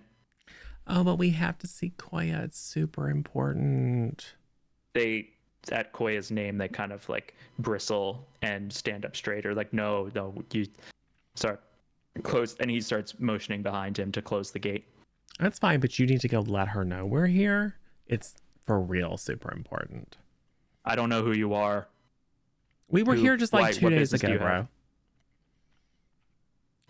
I don't recognize you. I believe that is true. However, I'm just saying, let Koya know that we're here. It's Kenzo and Chia and Morvins and Leos. Her friends from before. You're doing a very good job, by the way. Okay. You, little one. And you see a little mouse folk kind of come scurrying over. Yes, sir. Okay. You go tell him Kenzo and Chia and Morvins and Leos, the friends from before. We have important intelligence to impart. And go tell the gift. captain what he said. The kind of servant runs off. There's an awkward couple minutes as you're all standing around, waiting, and then there's kind of like the crowd noise that you're hearing, like gets louder and then hushes down all of a sudden, and you can see that coming around a corner towards you is Koya herself, and she is like, you know, like huge. She's got armor on. She looks like she's looking around and she's like trying to concerned and looking for something, but at the same time it's like she's here for a specific thing, and that thing is you. She's coming over to the gate, and she stands there. What are you all doing back here? We are, of course, all casually arranged so that Leos is front and center. Yeah, of course. Stunning. We're all crouched down a little bit to make Leos look even bigger. Artistic lighting. Yes. Yeah, it's like there's a stage light just kind of spotlighted on Leos. Yeah. Little sparkle so fingers. we spent the minutes arranging. Yeah, you were like, okay, let's move this lamp over here, and this brazier, just a little here. like I add some glow to the stick and put that here, and then if we put the plant that I have right here, it's almost fully, and it's halfway back. Yeah, it's been you definitely had to like stop once or twice along the way to trim it. Maybe we can get rid of that plant. Maybe we can give that to Koya too, because that thing is a nightmare. It's fine. It's normal. Having to burn the prunings is definitely a hassle when you're trying to be sneaky. Yeah. It is so not worth it. Koya looks at all of you, and she kind of instinctually like zeroes in on Leos. Okay, so what are you all doing here? Like, do you have anything to report? What? Okay, out with it. I don't listen. I can't be out here long. Like, we can't let you in, but we, like, It's just, I can't it's be, like, sensitive listen, intel. we're in danger. It's sensitive intel.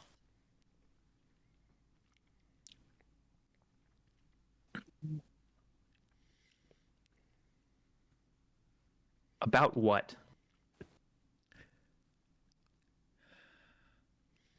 Okay, so remember that time when Jingleberry got caught because someone told on them?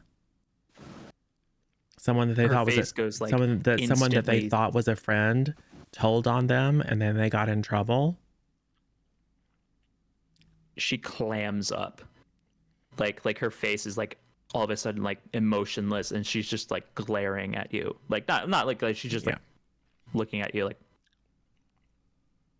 come with me. And she just kind of doesn't even look at you. Like, she just turns around and then walks backwards into the camp. And she, like, as she's passing the other guards, she kind of stops and says in a very loud, not caring if you hear, if they try to leave, capture them. And then she just keeps going. Are you all following? Yeah. As you Yeah. move through the camp, you can tell that, like, there are, like, you can see bands of adventurers gearing up. Everybody, like, there's all, like, wherever you go, someone is pointing at the sky and the lights. Everyone is gearing up for adventure or a fight or something. They don't know what. They just know stuff's going down. The camp is a mess. As you are walking through the camp, you come to her kind of command center and the greeting room where she met you before. Most of the fires are out now. Yes. As we enter the camp, are Donathan and Cinnabon also coming with us? Yeah, they are coming with you. And they're fine with being locked inside permanently forever for the rest of their lives. Nobody's asked them their opinion about that yet. And we shall not. I will pet Cinnabon. It's fine. Like, Cinnabon and Donathan are definitely, like, they are terrified. Like, they look like they're afraid that's, like, at any moment somebody is going to come out of the shadows and shank them. You know, I will ooze confidence at them. Cinna, at least, looks a little bit mollified.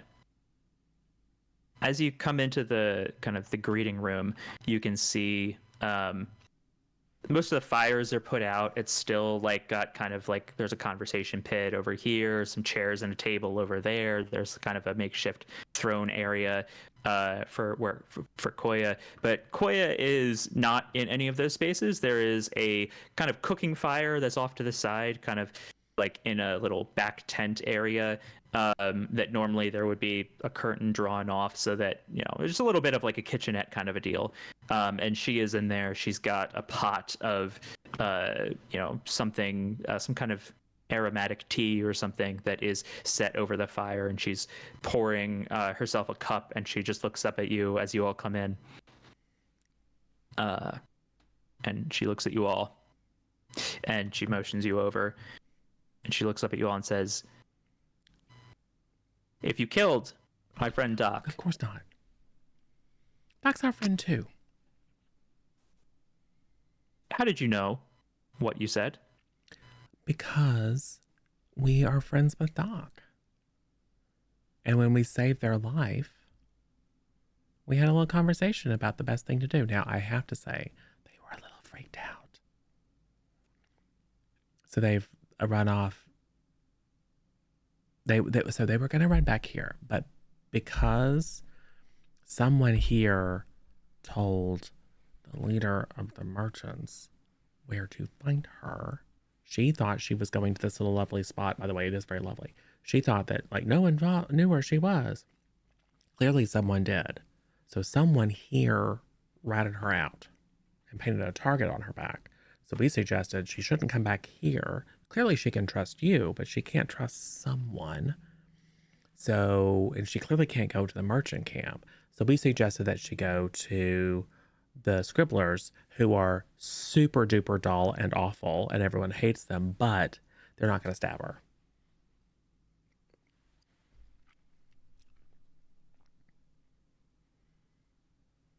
When you said the thing about somebody was trying to kill Doc, Koya like half came out of her seat, like hand going straight to her weapon, and then as soon as you continued on, she settled back down a bit again, and she's. How did you all know about all of this? Well, we were friends with everyone, and we heard that there was some sort of plot to destabilize your encampment by killing your most trusted confidant. And we're like, not Doc. Doc is our friend. And also, we wouldn't have allowed it anyway, but especially once we got word that it was Doc involved, we decided to just like co-op that little mission and make it our own mission to warn Doc and ensure that Doc was safe, which we did. And like I said, they were a little bit freaked out. They weren't quite sure what,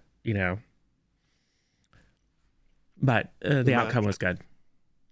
The merchants, Overgrowth, Yeah. buy and sell everything, and they bought and sold that mission too, Yeah. which we acquired for you. Yeah. That's a Okay. good point. Okay. We have to crush them. But Do you have? To be fair, not all of them. Some of them are very reasonable, like our friends Cinnabon and Donathan here, who understood immediately that this was a terrible idea. But unfortunately, their ruler, a little past his prime, a little too focused on, accumulating wealth for himself, not sharing it out equally, hasn't earned a lot of brownie points with his people. So I will say, as far as we know, this isn't some sort of vast plot by the entire faction, because what good for like commerce in particular would all out warfare and sneak attacks be? This is very much a from the top kind of thing. She's as like as you finish, she kind of turns and she stands up and walks over to Cinna, and she's doing her best to like stand over him and intimidate him, and she's like staring down. Like You don't there's need like a to. 6-foot height difference between them. You don't need to. He's really sweet. And he's just looking up like, please, it's everything he said is true. Everything he said is true. And she doesn't. She just kind of goes and sits down. You are staying here. I can't let you leave. And she's pointing at Cinna and Donathan. Not Lee. The rest of you. Okay. Do you have any proof that she's still alive? I mean, she was alive when we saw her leave, and we told her to sneak in the right direction. We did everything we could to give her the best chance. We did suggest that she stick with us because we're safe, but I don't think she fully trusted us. I mean, which I don't blame her, because it was a very kind of jarring thing to find out that someone had been watching you and passing your movements to enemies. Yeah, and so you knew that someone was going to try and kill her, and she you came upon her, you told her the whole story, and then she decided to sit down and tell you about the time that we stole Father John's special herbs. Kind of. She was going to come running back here, and we said she shouldn't do that, and we reminded her that there was someone here who had betrayed her already. And what, she just gave you a message to relay? Yeah. Well, that is Literally, something yes. she would do. Just something about Jingleberry and the stuff. That wasn't exactly it. I just recalled that name, and I figured that would get your attention. So, and I made up the stuff about the whole like getting caught and someone ratted on you, but that was my way of trying to send you a coded message. Yeah. Ooh, this is definitely an up in the air situation. Go ahead and give me a roll on this. A charm. Yeah. I'll throw an effort into it. You gotta Why charm not? her real good, because Chia's just sitting there like, Well, I mean, at this point, I want to give her the note. I've laid all the foundation, and have admitted to the fact that she didn't. So if we need to pull out the note, we can, because I've prepared the way. Well, we don't have to. I will definitely spend an effort on this, though.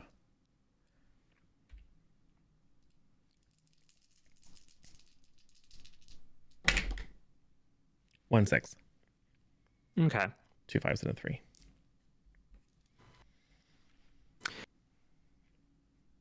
Ooh. Yeah, I can't argue with a full success. She is looking around at you all. Okay. Okay. Yeah. I mean. Okay. Okay. Yeah. That. Yeah. Yeah. Well, I need to go get a team together to go find her because, listen, I don't. The ruins are doing something. It is not safe to be out there wandering. Like we've. Oh yeah, she's not going to go patrols, through the ruins. I think she's going to go around, but it's probably a good idea just in case. And that crazy cat might be out there, and who knows, might rob her blind. Yeah, we captured him earlier today, and then he got out within an hour. We have no idea what happened to him. Oh, there's something going on there that is not quite right. Yeah.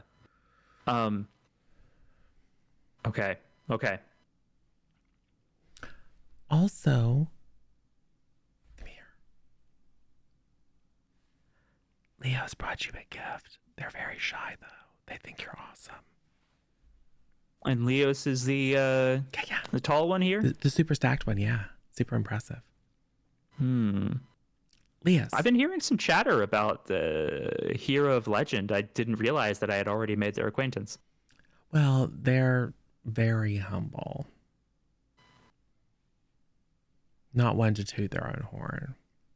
Or their own, weapon of lore. But they do have a gift for you, Leos. Now, there you go. Isn't that thoughtful? Koya reaches out and grabs. It just kind of gently takes the coin. I sure. I mean, yes. Thank you. I guess. I mean, we've been digging these up the entire time we've been here, but like, is there something unique about this one? Well, first of all, consider the source. I mean, in some ways it's the thought that counts. Don't you agree? And it's not like we had time to shop when we were hanging out with Overgrowth. I mean, we technically did, but whatever. But also, if you're very, very nice and very, very clever, it will speak to you.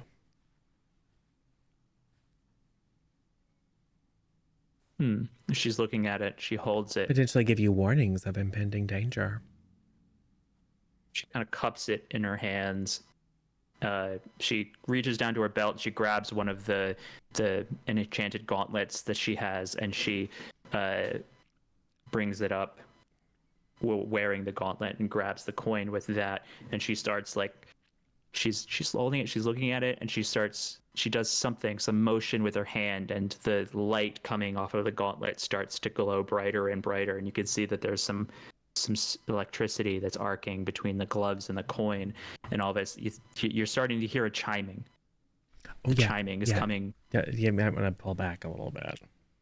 No, I mean, what if, like you said that, I just have to talk to it, like, hello there, coin. What do you say? You have to build a rapport, in my experience, over time. Go ahead and give me, however you want to handle this. Basically, she is on, the razor's edge here. It's if she keeps going and doesn't stop, she will activate the coins in a very loud way. I mean, in some ways that's on her. I'm just trying to be charming because that's what I do. I'm not gonna try to snatch it out of her hand.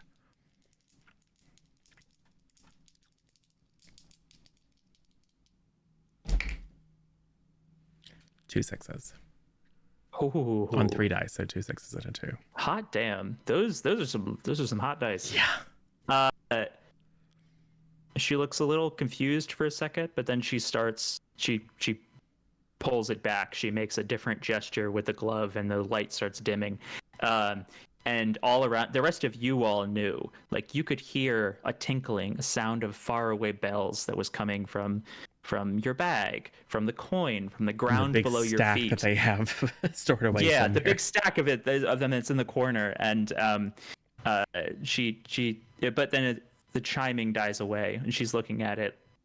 Well, I can't say that I've seen. What is that? What is that? A frog?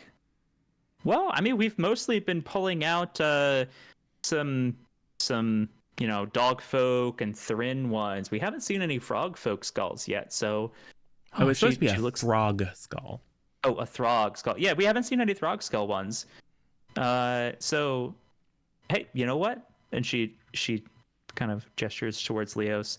Thank you very much. Would you like a drink?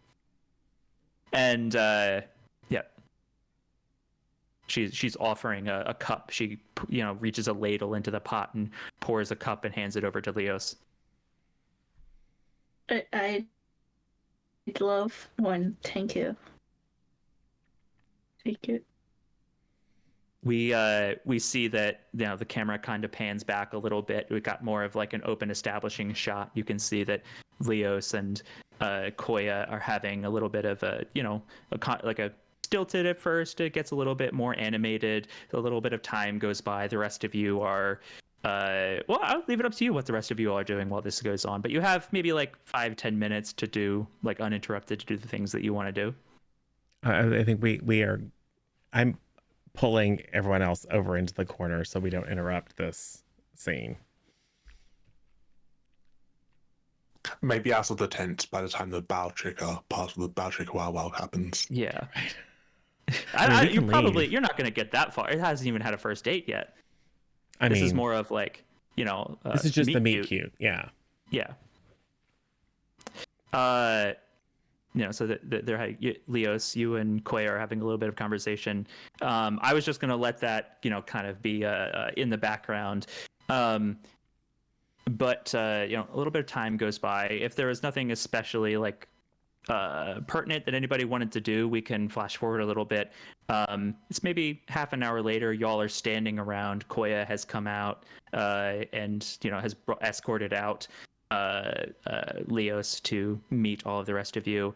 She has kind of a pleasant smile on her face. She's looking around, just like, and then it's like, oh, the realities of the camp and the world and her position come back down on her again. And as she comes out of the tent and she looks around, it's like, okay. She motions to an attendant and like, okay, come here with me. I have some things we have to explain. Mm-hmm. They go back inside. What do you all do next?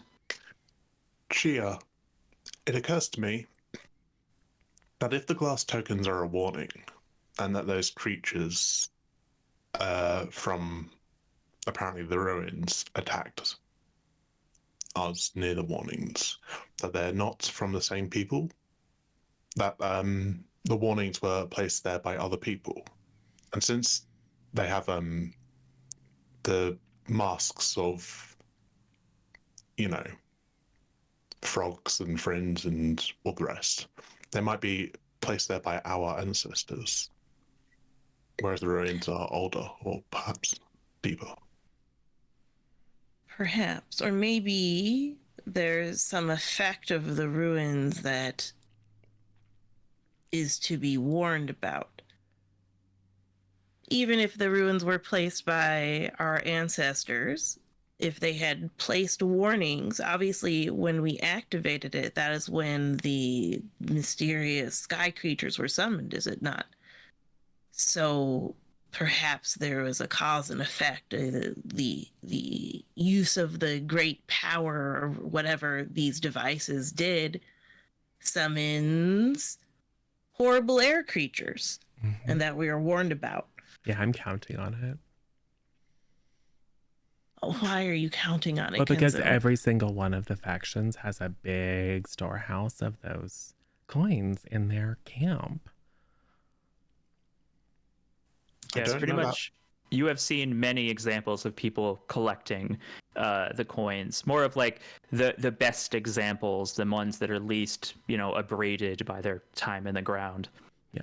So, for example, if we really wanted to cause, I don't know, some trouble for the overgrowth, we could just go in and set off all their coins and then in the blink of an eye be away and let them deal with the inevitable horrifying consequences. Well, I was actually wondering if these coins resonated with the ones that were further away, because you took this one near the center where they were first yelling at us. Oh yeah, when And I they was talking to them still, before, they were starting to like, connect yes, to the spread. other ones. That's why I kind of like, and that's why I didn't want Wouldn't her it to do it, be because she was about to activate all the coins that she's got stashed. And that would have been bad. We had in to your run. area? Yeah, yeah. If it went on for long enough, do you think it would reach all the camps anyway? Maybe this could be a pre-warning in case somebody activates another deadly device Maybe. in a different place, so we don't incinerate I mean, the plan is for additional us to people. activate all the deadly devices, so we should be under control of that. I was just thinking more of like, if things get weird, we can always just kind of like, become the least of anyone's worries. Because we're worrisome, but we're not undead sky monster worrisome. Mm-hmm. Yes, but anyway, Morvins, you're probably correct that at least some of this was made by our ancestors.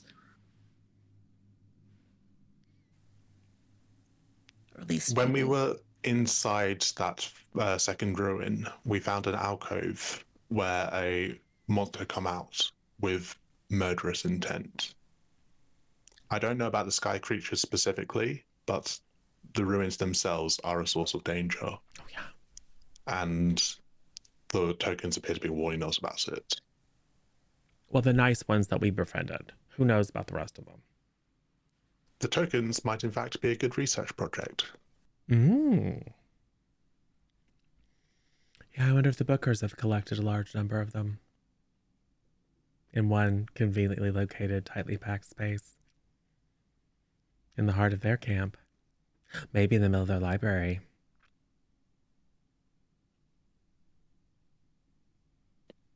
Well, there's certainly only one way to find out. Do you still have that book, by the way? The trap book or whatever it was?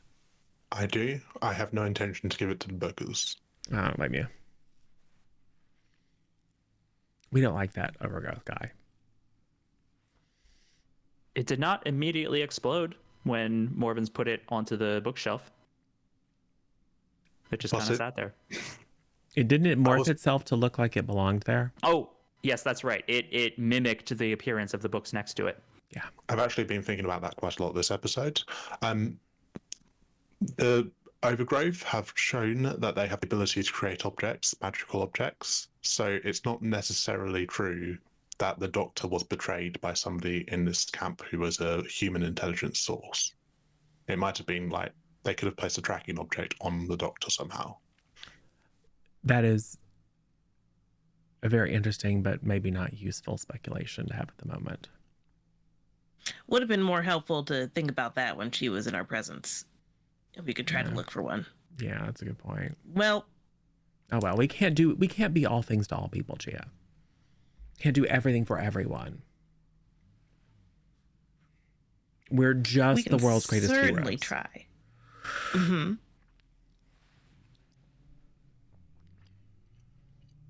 I mean, Leos is the world's greatest hero. We're,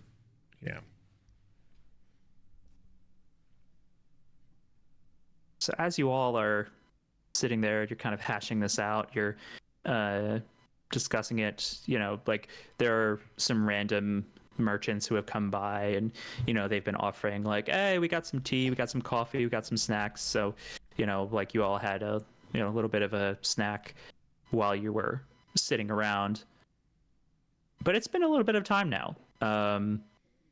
So what I was thinking was, you've basically accomplished the expedition that you originally meant to set out on, so we could call that expedition done.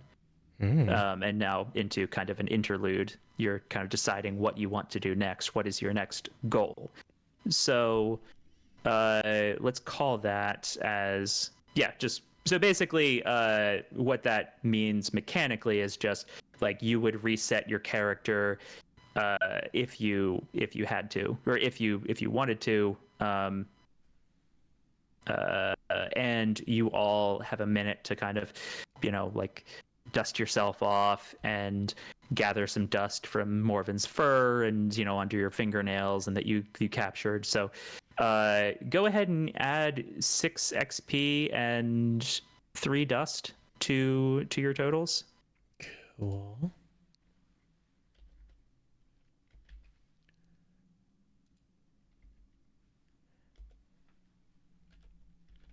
Which I think is enough. What's the cost to increase an action? I believe it's hang on a second. There is a whole section on character advancement. Because I haven't kept track of everything, but I think that puts us all over the 15 that I think is the next milestone. It probably depends on how much experience you got from other things that you had done. Yeah, but we all gotten the same thing. I just haven't written it all down. No, I think you can get experience differences from the ideals and so on from the questions. Oh, yes, that's true. Yeah, so like you were playing into the Talking, I whatchamacallits. slipped my way out of things, yeah. So Addressing challenges with cunning, subterfuge, and deceit. Yeah. You gain +1 advancement point when you hit 7 XP and go into a camp, enter an interlude, or end of the session. When you hit 15 XP, you clear your XP bar and accumulate a level up, which can be spent at the end of an interlude or at the end of a session to level up your characters. But you can't level higher than the chapter that you're in, which basically means it's like you can't hit level 5 until we're in a chapter 2 adventure, which is Got it. like we're at local hero level. Chapter 2 is like regional hero, and chapter 3 is like world hero. Like, you can teleport across the continent if you wanted to. Got it. So that advancement just means up a skill? So for gaining 1 level at this point, you all were level 1, I believe. So you get at this point, Bond power. Yeah, you would get a bond power, Okay. improve an action, and if we were doing combat, you would get your first relic. But we're not doing combat, so. Cool. Done. I got big show. Which will be wonderful. Lets me give everyone effort when I crit on charm, or sneaker excel. But I added a die to charm. Nice. That's what I use. So you've got you an indeterminate amount of time. Yeah. You're not in an expedition. You have not decided what the target of your next expedition is, or at least you haven't clearly identified what it is, the thing that you want to go do. So I'm curious, what do you all think is the most important thing to do next? What's most pressing here? I mean, turn on this head, right? I was wondering what's going on in this camp that it's on lockdown. In sort Since of we're here. in medium-term goals, I think the most important thing to do is to somehow defang the overgrowth, the leadership at least. Yeah. Well, you've certainly you've gotten started on that. You basically kidnapped the leader's son. He'll be all right. Is it kidnapping if we have also Stockholm syndromed him into wanting to be kidnapped? I think that's mega ultra kidnapping. Okay. In other words, the best kind of kidnapping. Okay. Yeah, it's the best kind of kidnapping. It doesn't count when it's mega ultra. Yeah, Leos, what do you think we should do? We should definitely join Koya and, all hail Koya. Okay. You would say that. I mean, Okay. Koya is the leader of the nicest faction so far. No offense to the bookers. This is true. So I think we're going to hang around camp a bit and maybe figure out what Koya's up to, is for at least an interlude thing, to see if either our action is going to be helping her with that or doing our own thing is probably... Offer to lend our... So she's going to go off and take care of the overgrowth for us. And we can offer our services while she's gone to investigate this ruin, since we're so good at it. And we have 2 down, 2 to go, and this is one of the ones that we haven't activated. Oh, did you all tell her that Doc went to the Bookers? Yes. Okay.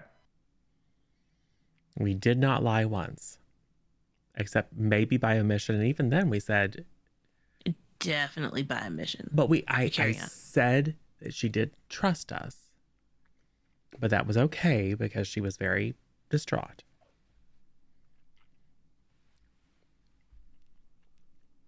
Okay. And that we did get a message from her, something about Jingleberry. So all of that was technically true. The only thing we left out was the part that was written down and that she had it. Because I knew Chia was just dying to, oh, I have a piece of paper. It's like, yeah, and that in no way contradicts anything I said. So, let me see. Well, you foiled the kill Doc clock. You don't need the save Doc clock anymore. Okay. Ooh. So to answer your first question, or to answer one of those questions, as you all are sitting around, whether you call somebody over to say what's going on, or if you're just listening to the chatter of people going by, you get the sense that most of them some of the patrols have gone missing. That's part of it. So the guards are freaking out about some of their own being out of action, unexplained. They're AWOL. Some of the guards, like the scouts, have gone missing, and all of the rest of the people, like the general camp followers and regular citizens of this group, they're mostly flipping out about the heads exploding. Not exploding, heads activating. Most of them are gearing up. Like, there's kind of a general vibe in everyone who passes by that, like, combat is going to start. Like, things are coming to a head. And so nobody's saying like, oh yeah, we're gonna go over there and get into a fight. It's more like, the fight's coming, gotta get ready, like, pack up your stuff. Everybody's just itching for something to happen, and nobody knows what they want to happen. When you say guards are going missing, is this within the ruins or like surrounding the camp, i.e. between the 3 camps? It's not clear from what you overheard. You just heard some of the guards saying that, like, yeah, teams 2 and 3, they haven't reported back yet. Excuse me. Yeah. Excuse me. Go ahead. Hey, so teams 2 and 3, do they patrol in this area? Yeah, you've got like you've got a little bit of like a map sketched out in the dirt, and you're showing him, and he's like, "Yeah, yep, that's their quadrant, all right. Yep, they were out there." Yeah. We've had 1 or 2 teams encounter some wild animals out that way, but nothing that they couldn't handle before. So we don't think it was that. We think somebody might have captured them or killed them. Yeah, like right about there. Like they were supposed to report back a couple hours ago. Yeah, you might want to just like pass word around that there could be like an enemy force there or something. Wait, what? Yeah, he reaches for his weapon. Like what? Well, not here now. But like, but, I mean, like if it was hours ago, like well, we need to get people together and sound the alarm. I mean, that might be a good idea if you got 2 teams that are going missing over in this particular area, and you don't think it's wild animals. Maybe it's an enemy force. So how did you know about this? We know lots of stuff. Were you pointing at where the area where the rendezvous was supposed to be? Yeah, the rendezvous location. Okay. he's looking at you specifically, like Kenzo. He's very suspicious of how you knew. Like what you know a lot of things, huh? Yeah, we're here to help Koya because we know lots of stuff. We do know lots of stuff. We do. We know lots of stuff that's not even pertinent to this particular conversation, on top of all the stuff that we know that might be. I just overheard you, and it's like, oh, you know what? It could very well be that there's an enemy force out there. I'm not at liberty to tell you exactly what, because unless Koya gives clearance. But suffice it to say, you might want to check in and say, oh, maybe there's, I mean, also it's just a logical deduction. If it's not animals and everyone here seems to be like, oh, people are going to come attack us, that maybe that's where they're attacking you from. He's looking at you.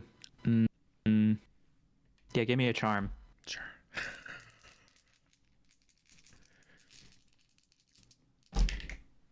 1-6. Yeah. You see that like he's looking, and his companion kind of comes up and taps on the shoulder and kind of leans into his ear, like, they're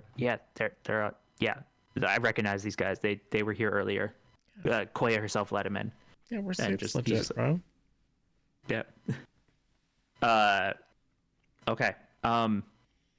We need to go like, if you think that there's more serious, if the enemy's out there, I need to go report two that. patrols missing. I think that's serious. Yeah. Well, I mean, you know, look at all of that. Look at that. And he's gesturing up at the sky. Like, patrols going missing in the middle of that. Like, maybe it wasn't bandits or whatever. Maybe they just, I don't know. Maybe it wasn't, but you know what they say: forewarned is forearmed. Yeah. And an ounce of prevention is worth a pound of cure. And the spice must flow.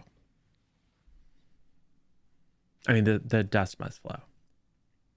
That actually works better. Maybe that's what it actually was. He controls the dust, controls the universe. That actually makes a lot more sense. I should have paid attention. So, you know, they scurry off to go report back about your suspicions. Chia, You why are once all again these have a people so little moment difficult? of quiet. Oh, sorry, what'd you say? I was asking Chia why these people are so difficult. I just shrug and be like, well, I guess they just don't have a very clear hierarchical organizational structure. You see, back home, we wouldn't be confused about the chain of command because, and then I'm just going to keep telling you about boring. You would spend 45 things. minutes looking at nonsense in your library before doing anything. Yeah, okay. This is a very kind of like anarcho kind of like commune deal that they've got going on in terms of organization. So that, you know, that they get stuff done quickly, but not necessarily effectively. Okay, so our choices are between Marxist commune and anarcho-capitalist dictatorship. I mean, neither of those is necessarily particularly great, but... Welcome, Raiders.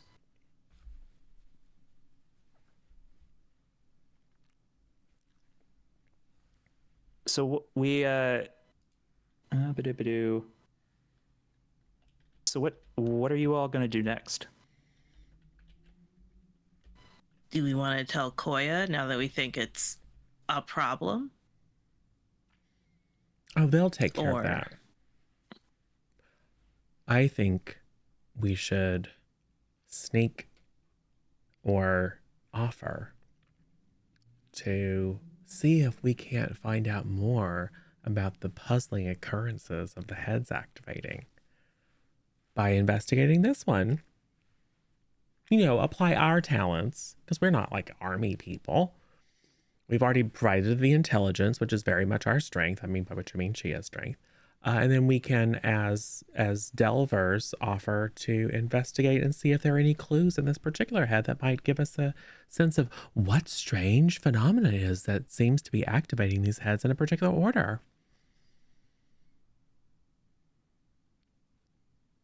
And guess what? I have a suspicion that we'll figure it out. I have no objections to going into delving for the next thing we do. I did have a question. shouldn't we be doing ambitions in interludes? Absolutely. Ooh. Yeah. Yes. My need to translate this letter has gotten higher now that I've set off a second explosion with Yeah. its dire things about warnings and patience. Mm-hmm. Yeah. So I wanted to set in terms of like figure out an objective for your next expedition, just so that like we have some structure around like what are you doing during the interlude. But yes, absolutely, we should handle and probably like we'll figure out what people's ambitions, any interlude stuff that people want to clear out, and then we can wrap it up there. And then if there happens to be a season 3, then we can start out with an expedition into the third ruin. All right. The next expedition into the third ruin. The goal is to get Leos to activate the thing, so that we can, Captain Planet the ruins. Yeah. And of course, this one has to be Leos's because Koi is going to be nearby. Yeah.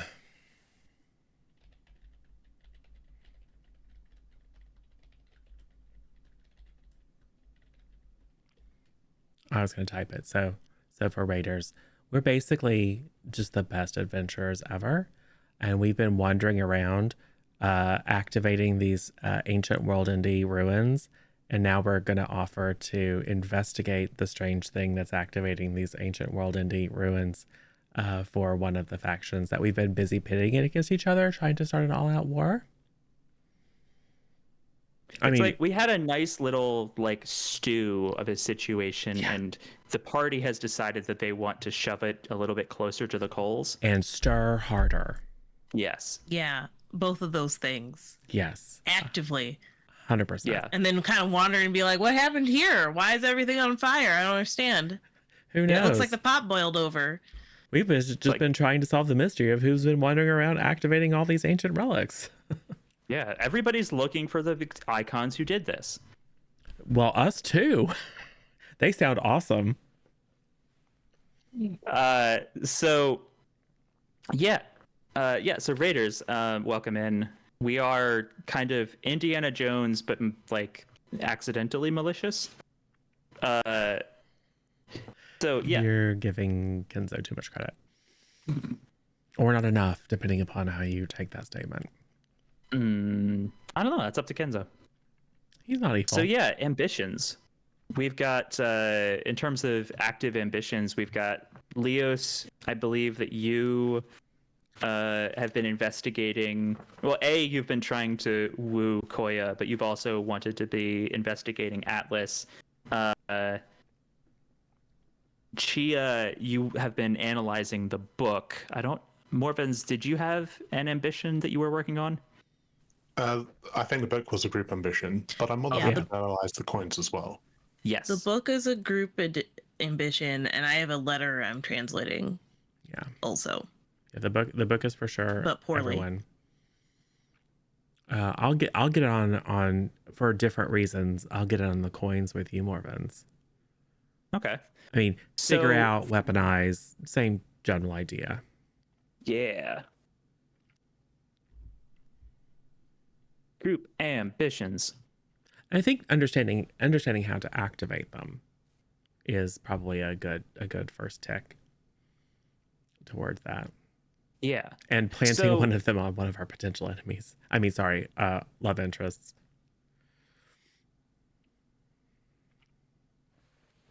So for group ambitions, basically you get the choice of you can pursue one of your personal ambitions, or you can try to pursue the group ambition, or one of the group ambitions. It's an either or kind of situation.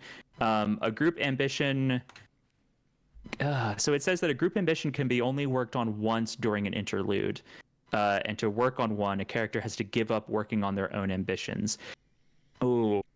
I'm not sure if that means that like it can only be worked on once during an interlude, or if each character can only make one attempt at advancing the group ambition. Let me see. And we're all basically here to support Chia. I don't think any of us are directly attempting to figure out the book. Well, that's not true. Morvens, you did during the expedition. When you put it on the shelf and figured that out. Sure. I have an iron casting as one of my bond powers, which means that I can do 2 ambitions in Oh, one interlude. Ooh, Lovely. that's good. Okay. So everybody go ahead and decide which ambition you would like to work on.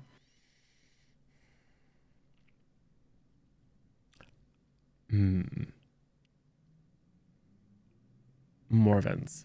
What if we try to replicate activating the coins instead of using the ones that are already activated to kind of like chain activate the rest? What if we get some pristine ones and practice activating them just to get Sure. really, really good at it? So like we don't have to worry about it. Like we can just walk into any camp and activate them all.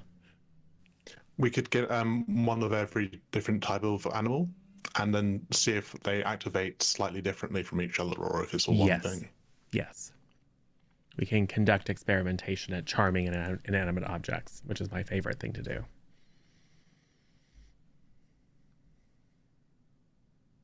And then you can help Chia with the book also, because you can do 2 things. And Leos, you can practice dancing and writing poetry. You could write a poem for Koya.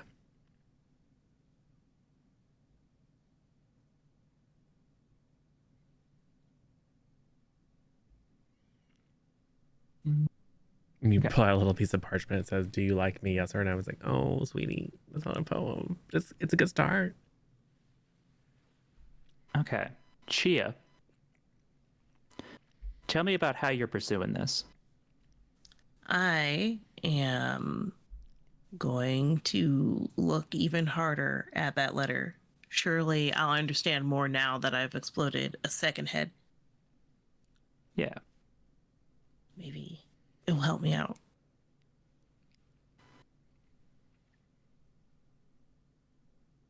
So I rolled study, and it is stressing me out too much. I rolled 2 3s.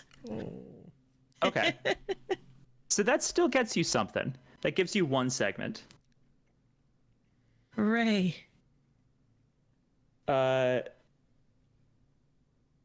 Chia, as you're studying the book. So previously, or not the book, the letter.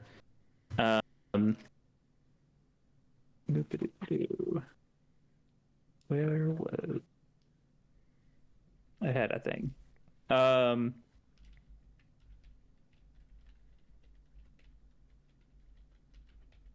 So as you thought, there was a little bit of there are like layers to the information. So, you know, the previous message that you had gotten out of it was, if I'm remembering correctly, I'm not remembering. So there was like the plain message of, oh wait, I remember where I had that information. Paragraph ground. Letter. Nope, it's not there. I have the letter having some basic information of like warning custom patients. Yes. Was mostly what I had gotten out of it.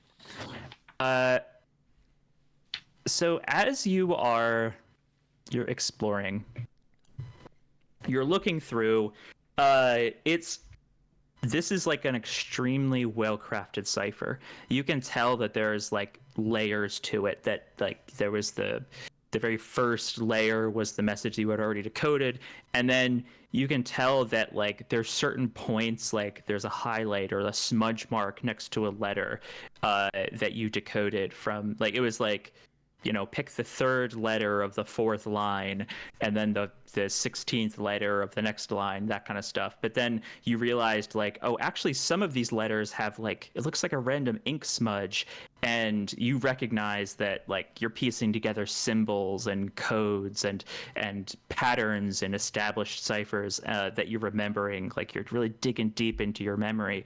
And what you realize is it's making an offer. It's making you an offer, Chia. It's saying, help us and we will get you a position in the Chronicler Tower of your choice. Why did I explode the head? I've made a terrible mistake. The message is it's reiterating: do not activate.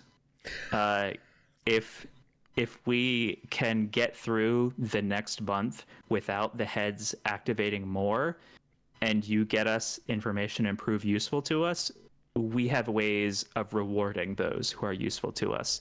And then there is a sign that stands for the Chronicler Towers, like as a collective. It's kind of like the symbol of your order. And what you recognize is it's trying to get you, it's trying to bribe you with a pretty sweet gig. You can my tell that ethics. there's still more to decipher, but Hey, I just read that you can use dust to pay off segments of clocks. And I absolutely. think this is enough for Chia to be like, I don't need this dust for anything else. I gotta buy. Someone around here has to have a book about ciphers, right? Somewhere. So I Absolutely. assume Chia will bustle off and then spend 2 dust to wrap up this clock to get the rest of this letter out. Yeah. To see how effed up her work study is now that she's not taken a bribe for a guaranteed position. Yeah. Yeah. So it takes a little bit. There are some booksellers. The first couple that you try, it's it's adventure stories, it's picaresque novels, it's some utility, some reference books. One of them has some smutty works in the back room. It's a while before you find one that has a more like historically oriented vibe to its inventory, and you grab it. You just give him whatever you want. He wants the dust. You've got the dust. It's his dust now. You bring it back. You're pouring over. It takes like you're shutting out the world around you, and you realize like eventually like you come up for like a mental breath of fresh air. You look around, like the scene around you has all changed, and you're seeing. You realize that like you've fully deciphered the note. In briefly, what the note says. These ruins are the remains of an ancient Arcan experiment that went wrong. It is not known what they were trying to do or why.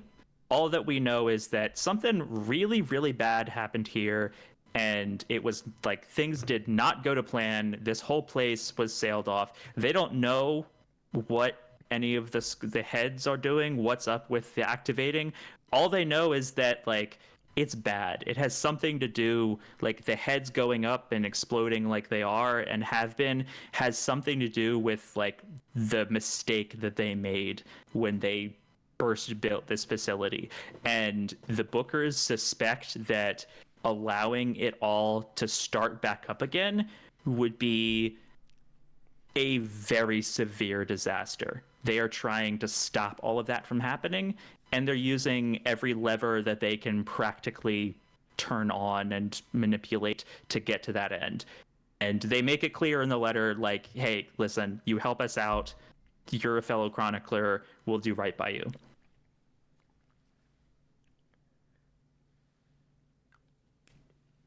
Leos. Chia has been deep in study. She's been she's got notebooks left and right. Everything is spread out, pens. There's like a pen in each ear. She's like, and like,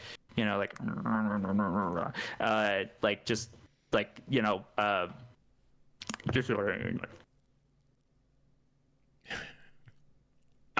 and Morvens and Kenzo are doing things that we will get to in a moment. What's Leos up to? Leos is trying to be charming, so probably taking a nice little like rock. Pretend this is a rock. You can't see it. Oh no. This beautiful baby is a rock. trying to confess the feeling, like, hey, pretty girl, you got. Are you going in for the like fake practice smooch? Yeah, like the. So Leo's has like a tent. She's taken over like a nearby tent. She's got like a little spot on one of the cots that's set up, and she's like doing shadow boxing, shadow flirting with the mental image of Koya. Go ahead and give me a charm roll. I want to know how well your how well your practice is going to turn out. You'll do great. I got a 4. That's not terrible. Okay. Yeah, that's pretty good. So, I'm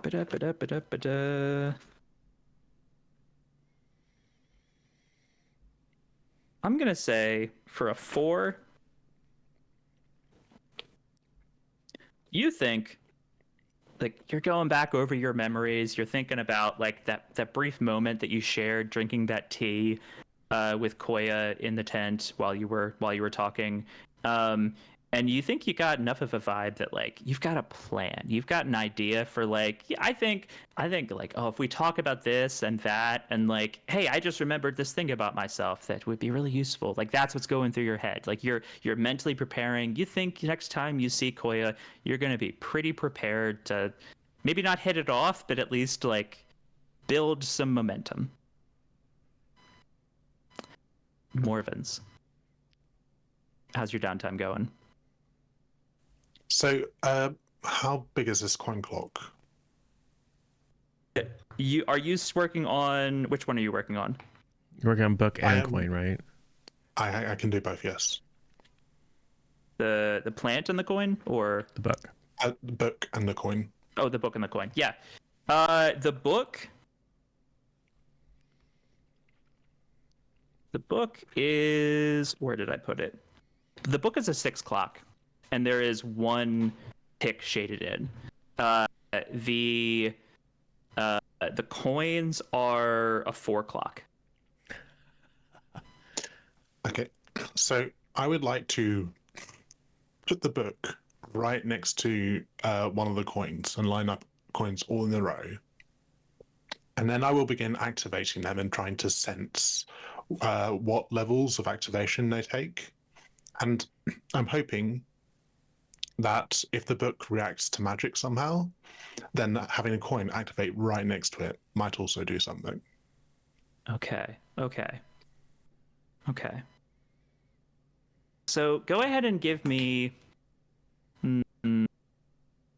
How are you like action wise? Are you going at this? This kind of feels like a tinker to me, but it's up to you. I was thinking of going for sense, because I'm trying to take fine measurements, if you will. Ooh, so I think that would be. I think sense is more for, whatchamacallit, like a broad situation or like. Well, it calls out like sensing the presence of magic or hidden things, finding tracks, clues, and paths. If you don't, so yeah, I guess if you're leaving it more open-ended and you're just trying to manipulate the system and see what changes, then sense makes sense. Yeah. And if it helps, I'm going to be working on getting really, really good at activating the coins. So it might be that you're using sense to see how the book responds to that. So it's because it's a little bit of collaboration on the coins piece, and then you're also taking the book part. I really like that. Okay, so your Kenzo is like turning them on like halfway and giving them a little bit of juice. And Morvins, you're studying the other coins and you're studying the book to try to see what happens. Yeah. Okay. You can help. You Roll can it help up. confirm the hypothesis that active ones are different than inactive ones, and that like if we were to leave a trail of active ones or just activate a bunch of them and you activate one, then it would like chain reaction back. So that would be a 4. Okay.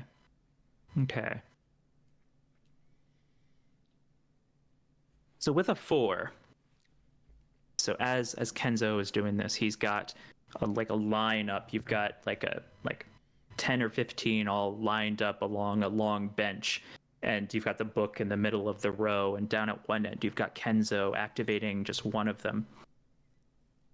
And there's a brief moment where kind of seems like nothing's going to happen, and then Kenzo gives it a little bit more juice, and the one at the very end, it starts chiming. It's not loud enough to hear any words, but it's chiming, and you can hear the next one starts to light up and glow a little bit, and it starts chiming as well, and the next one, and the next one, and the next one, and it gets down to the book. And the book, ooh,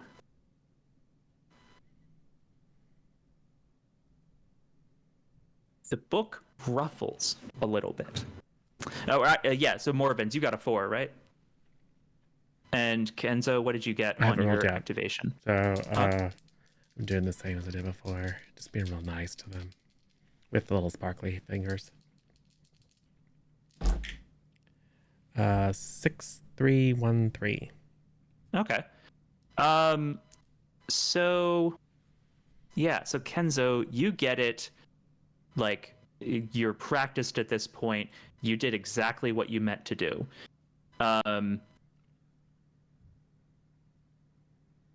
Morvins, what you can is that they're all lighting up in a row, and it gets to the book, and the book ruffles a little bit, and the book slams open suddenly.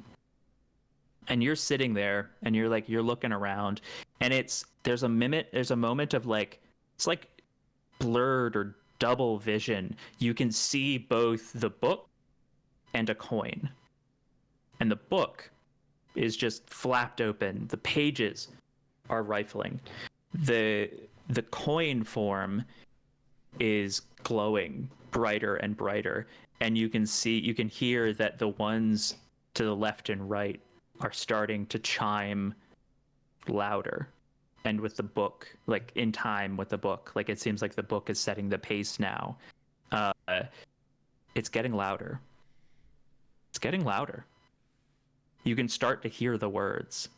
Kenzo, you're pulling back the energy? Well, if we're starting to hear words, obviously if it hits the point where I'm afraid that sky monsters are going to fly in and eat us, I'll pull it back. But if it's starting to form words, I'll wait until... Yeah, the chimes are building and layering on each other, and it's just this, it's the same word, leave, over and over again. It's like, like leave. It's faint because you only have a couple of them, so it's more like, it doesn't even sound like speech almost. It sounds more like like when people in rock songs do the thing with their guitars where it's like, it sounds like if you kind of listen weirdly, it sounds like words. It's like that. Like, you don't have enough of the coins in one place to really make out like a really full sounding natural tone. It's like an imitation. Yeah, Peter Frampton is doing that. Like an imitation of a voice. But it's still saying the same thing, and so is the book. The book is the coins have stopped, the book has not stopped. The book is talking. The book is talking. Talking. The book is still repeating the chiming noise, and you can hear the faint. It's faint now. Leave, leave, leave, coming from the book.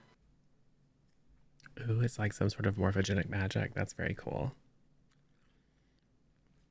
I don't know what that word means. Well, it's like like what happened when you were in the library in the ruin and you put it in and it kind of morphed itself to look like it belonged there. It looks like it's just trying to fit in wherever you put it and replicate whatever effect. So if Kenzo, it's copying magic, then if we put it inside a magical library, then it could copy all the knowledge the bookers have ever found. Maybe.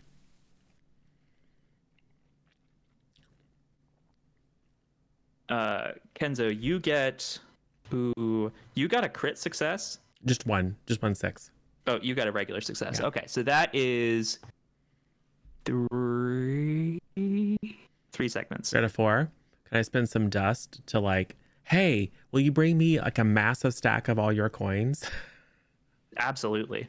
You spend dust and you like go over and like the coin craze is dying down a little bit, so the merchant is like he looks like, oh my god, yes, please take these off my hands. Cool. And he's like, oh, one dust, whole lot, and he's like Sure. shoving the entire pile like off of the Speed activating, deactivating them just to get a lot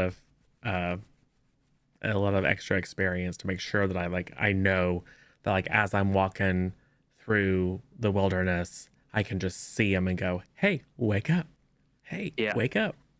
You've got it down to like an art now. Like if you see a coin and it's within like 10 feet of you, you know just how to wake it up like immediately. Cool. With no hesitation.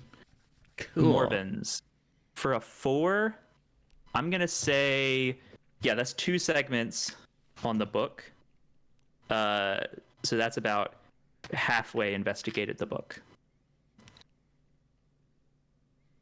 Cool. So we've got our band. By this time, Chia is coming up for air from her investigation. Leos has gotten tired of play acting. They're in practicing for the next date. Morvins and Kenzo are finishing up their experiments, and Morvins is finishing up some notes, and Kenzo is practicing and showing off his new skill. Dawn crests. We can see that both of the columns of light from the 2 heads are still going. They haven't shut off now. Because the last time this happened, they turned off, like the one head turned off overnight basically. This one still going, and it looks like, based on how fast it's fading, it might be active for another day. And you all are standing around. You're catching a little bit of a nap before your next expedition. You have your next goal in mind. We zoom out and we can see that we come into focus of, I think at the end of last session I said that we saw some people distributing pamphlets and whatnot.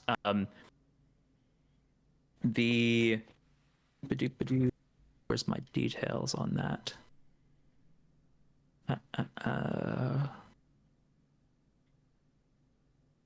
We see a scene where we've got some angry adventurers that are gathering up and then, marching off away from their fire. They are heading in the direction of breakers have a bit.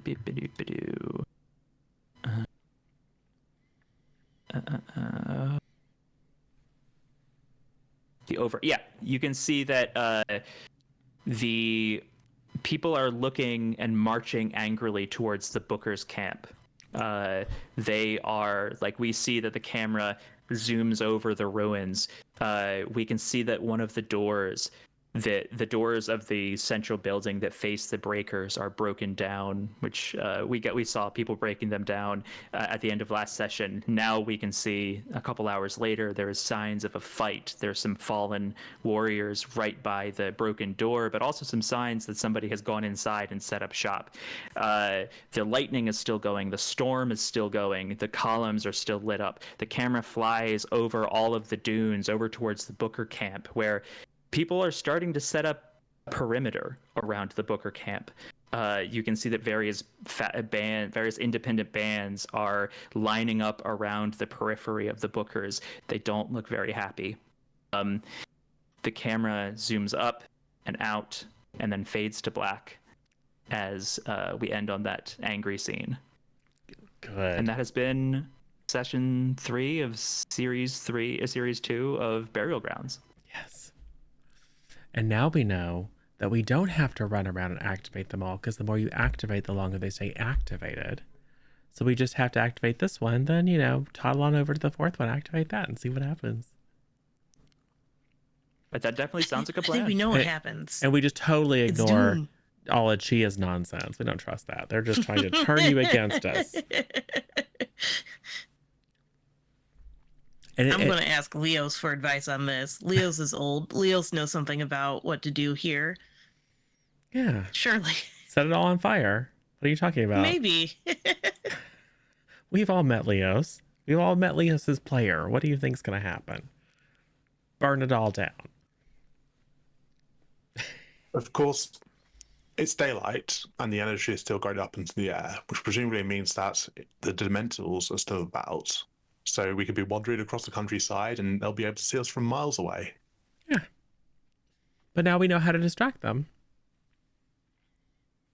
Just activate a coin and throw it at your nearest enemy. And then they come in and devour. Can you invent a gun? Morvens, you're a good tinkerer. Can you invent a coin shooting gun? And then, I have no points in Tinker at all. oh, I don't know why I think you're so inventive. We'll have to, I know that at one point you all wanted to get a tinker. yeah, we should pay someone to make a coin firing gun. And then we can just activate them and then shoot them at people. And then the Dementors come down and eat them. Heads, you win. Tails, I lose. No, the other way around. Heads I win, tails you lose. Because we're going to win. Because we're the best. We're the best adventurers and investigators ever. There's never been a better team. There's never been a better team. Yeah. And no we conflicts. might be the last team ever, but that's fine. Might be. Go out on I'm top. pretty. Listen, they might be untrustworthy, but she is pretty sure that when they say this was probably a horrible mistake, that probably was a horrible mistake. Yeah. 100%. But we can fix it. We can get things right where the ancients got them wrong. We can set the world right just by turning everything It's been on. thousands of years. Yeah. Look, just flip every switch and see what happens. It's gotten us this far. Halfway to activating a doomsday device. Also, to Twi's point in chat, we kind of have to kill all of the bookers now, so that there won't be any witnesses you, to your abject failure to follow instructions. Listen. It's their fault for thinking I could decode things. Right? They I'm just a exercise lowly such poor intern. judgment. I'm just a little college student running around. They thought I'd have better grades. This is why I'm running around. It's all good. They thought they could get you in like fresh graduated. You don't really know what it means to be like to value your labor. So they're like, yeah, we'll work them really hard. We won't pay them all that much, and then like in a couple of years they'll go work somewhere else. Yeah. I wonder Yeah, why exactly. the bookers gave you a month to do this. Well, it's more like they needed a month. Right. They're trying to rebury the ruins, maybe? Well, maybe it's presumed that typically runes don't stay up longer than a month. So in theory, it'll go away. As long as no one hits the buttons. Yeah, I think that Maybe. Is that sort of common knowledge type thing, Chev, or do they have a secret plan? Yeah, so it is known that the ruins are not necessarily like permanent fixtures of the environment. Like they come up from underground, sometimes they persist and they are, persistent like ruins for people to explore. Other times they disappear just as mysteriously as they appeared. Who knows? The ways of the ancients were mysterious, and only they knew why they built things the way that they did. A month for something this size may be plausible. It was either that or they definitely had, it will take them about a month to figure out how to drive everyone else away, is probably the other logical plan of why they wanted that as a time frame. That they had something else going on that's going to take them a month to figure out. Well, obviously now it's going to take them less time because they're under attack. Not that I think we see that. And we can they might have perhaps had infer that. They might have had a reason. Who knows? Like they wouldn't necessarily have included that in the letter. Yeah. Because they're so good at being, but open and honest is so important, except when it is about us knowing things and other people not. Knowledge is dangerous. They have it. They see themselves as the keepers of the most dangerous knowledge. Yeah, and that has worked so well so far. It's like, oh, we won't give them any information. So it's fine. We'll just go do whatever we want ignorantly and see what happens. Technically, they did give some of us information. We're just very bad at reading it. Yeah, again, very poor judgment. So if this all goes horribly wrong, it's their fault, is all I'm trying to say. Yeah. Well, listen, if we all explode, I won't have to worry about my internship and placement in next year's exams. We'll be fine. We'll turn everything on, and then a giant rift in the sky will open to some sort of weird dimension full of monstrosities. And then, oh no, what do we do? It's like, oh yeah, we just paint a target on everyone else and we get out of here. Easy. But they're offering me a 10-year shortcut. And I blew the chance. The survivors are the ones that get to write the history. So we come out of it as the only people who walked away alive from this storied ruin. And look, it's awesome. Mm-hmm. And hey, we'll never pay for drinks again. Maybe you don't get like the fast track, rubber stamped admission, but like maybe they can put in a good word for you. You did your best. Yeah. As long as they don't know that I was the one who hit the button the second time. Yeah, we're not gonna tell you what. Hey, if we go and eliminate all the bookers and there's only one left, that makes you the leader. I don't know. That's not how it works. Yeah, First of all. It literally is. It literally is not how that works. Let me tell you about the hierarchical structure of this unit. But if you crush the hierarchy, okay, so you put it in more positive. If you flatten the organization, both in terms of hierarchical structure and like literally flatten, then, you know. The org chart for the chroniclers is less of a chart and more of an encyclopedia. Yeah. And it's very traditional to go through all the different layers of it. Like, we can't break our traditions here. Or you it's could a whole thing. Burn the book, use the soot as war paint on your face, and just, Oh, bad seize news control. about book burning. That's actually against our rules and traditions. For now. It's one of the most heinous things you could do. Yeah. Leos. Yeah. You're talking to the person who almost burned down their entire library, so it's fine. Yeah. Well, I mean, that was an accident. Intentional is far worse. Was it an accident? Like, I'm in a room full of books. Let me bring fire. I don't think that was accidental. That wasn't accidental. Don't let sin, the player, fool you into thinking that was accidental. Leo's just sitting there minding their own business, and suddenly he's like, "Yeah, Leo's what? What would happen if I conjured massive fire?" It's all good. Nothing bad could happen. Yeah, it's all good. Well, let's do the thing. Yeah. Let's go around and tell people where they can find us if they want to find more of our wonderful faces. Yes. I'll start us off. My name is Chev.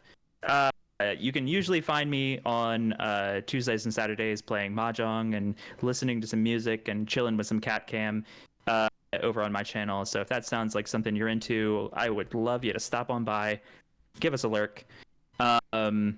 And this has been Burial Grounds. I also have been running this, and I have one or two other series that I have been either a player or a moderator for. I feel like every system has their own word for it. Anyway, I'm glad you all watched, and I hope you enjoyed. Let's go around and do the thing. We did Misha first last time, so let's go the other way and do Zero. Okay, fine. I'm Zero. I've been playing Kenzo, who, as I established at the beginning, is obviously the best and most responsible adventurer that has ever walked the blasted lands of the far fantastic future. And I don't know, Misha probably knows better what's going on next. I know we've got Fate Brigade coming up soon.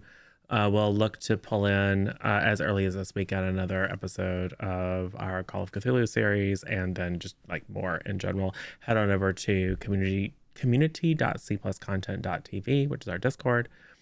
If you are watching us right now on Twitch, head on over to c+content.tv, which is our YouTube channel. Go ahead and give that a follow and like click that little alert bell so that you can be notified when content is available over there, which is typically 24 hours after it is broadcast live here. Hey, Twy.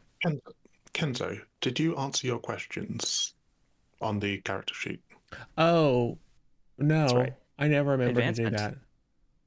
that. Oh, yes. Well, number one, I think I might have addressed some challenges with the seat and subterfuge, 100%. And I definitely talked or slipped my way out of a charge situation, literally. So 100% on those. Those are ideals and stuff. And then is there other stuff? I always forget. Yeah, hang on a second. I'm gonna look up. I can never remember. Yes, Did there you is. accomplish an ambition? Yes. Figuring out the And coins. have you invoked a burden? I don't have any. I am without burden. We are unburdened.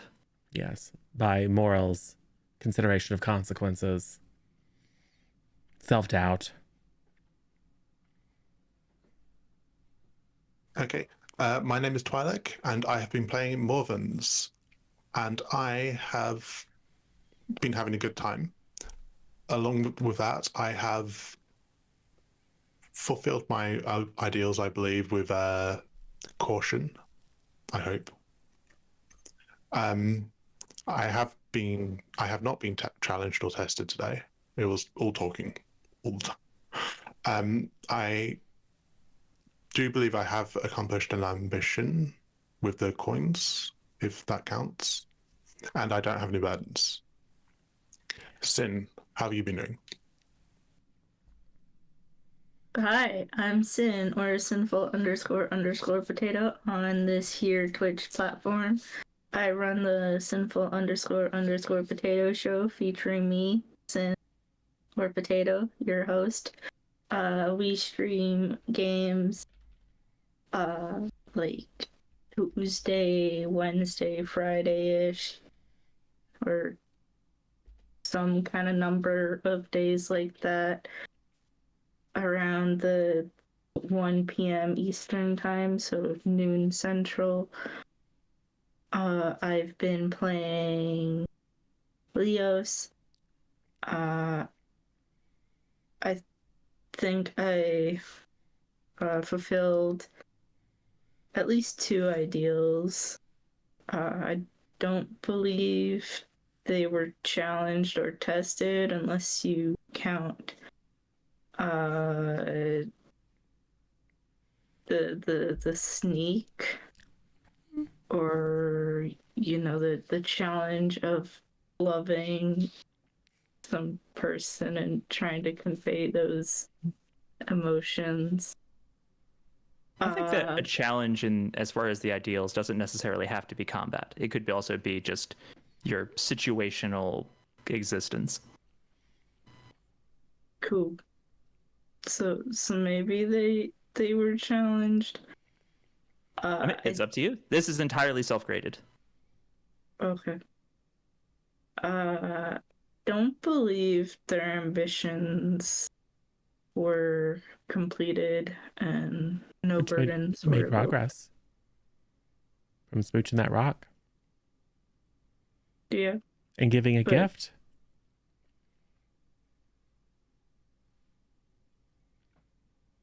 Okay. Yeah. All right. Chia fulfilled, I think, one ideal, expressing heritage background or beliefs through her actions. Chia was challenged by Kenzo at every moment. So I think that is a good experience right there. And one ambition completed. I'm still not the next level, but that's fine. I'll get there next time. Also, I have no burdens, so victory. All right, and I'm Misha _less than 3. I don't really stream, but you'll find me here. And indeed, I believe I don't have it on the calendar yet, but I probably will get it on there shortly. Next week on Tuesday will be Fate Brigade, so that should be fun. probably be doing that for a few Tuesdays, and indeed, I assume something will be scheduled for this weekend. I assume for the Call of Cthulhu or other Yes. of the drop-in games. Something So eldritch step on and by the horrific. Discord. But you're always welcome to stop by the Discord, then holler if you want to play one of any of the drop-in games or something like that, because Zero's usually available. Awesome.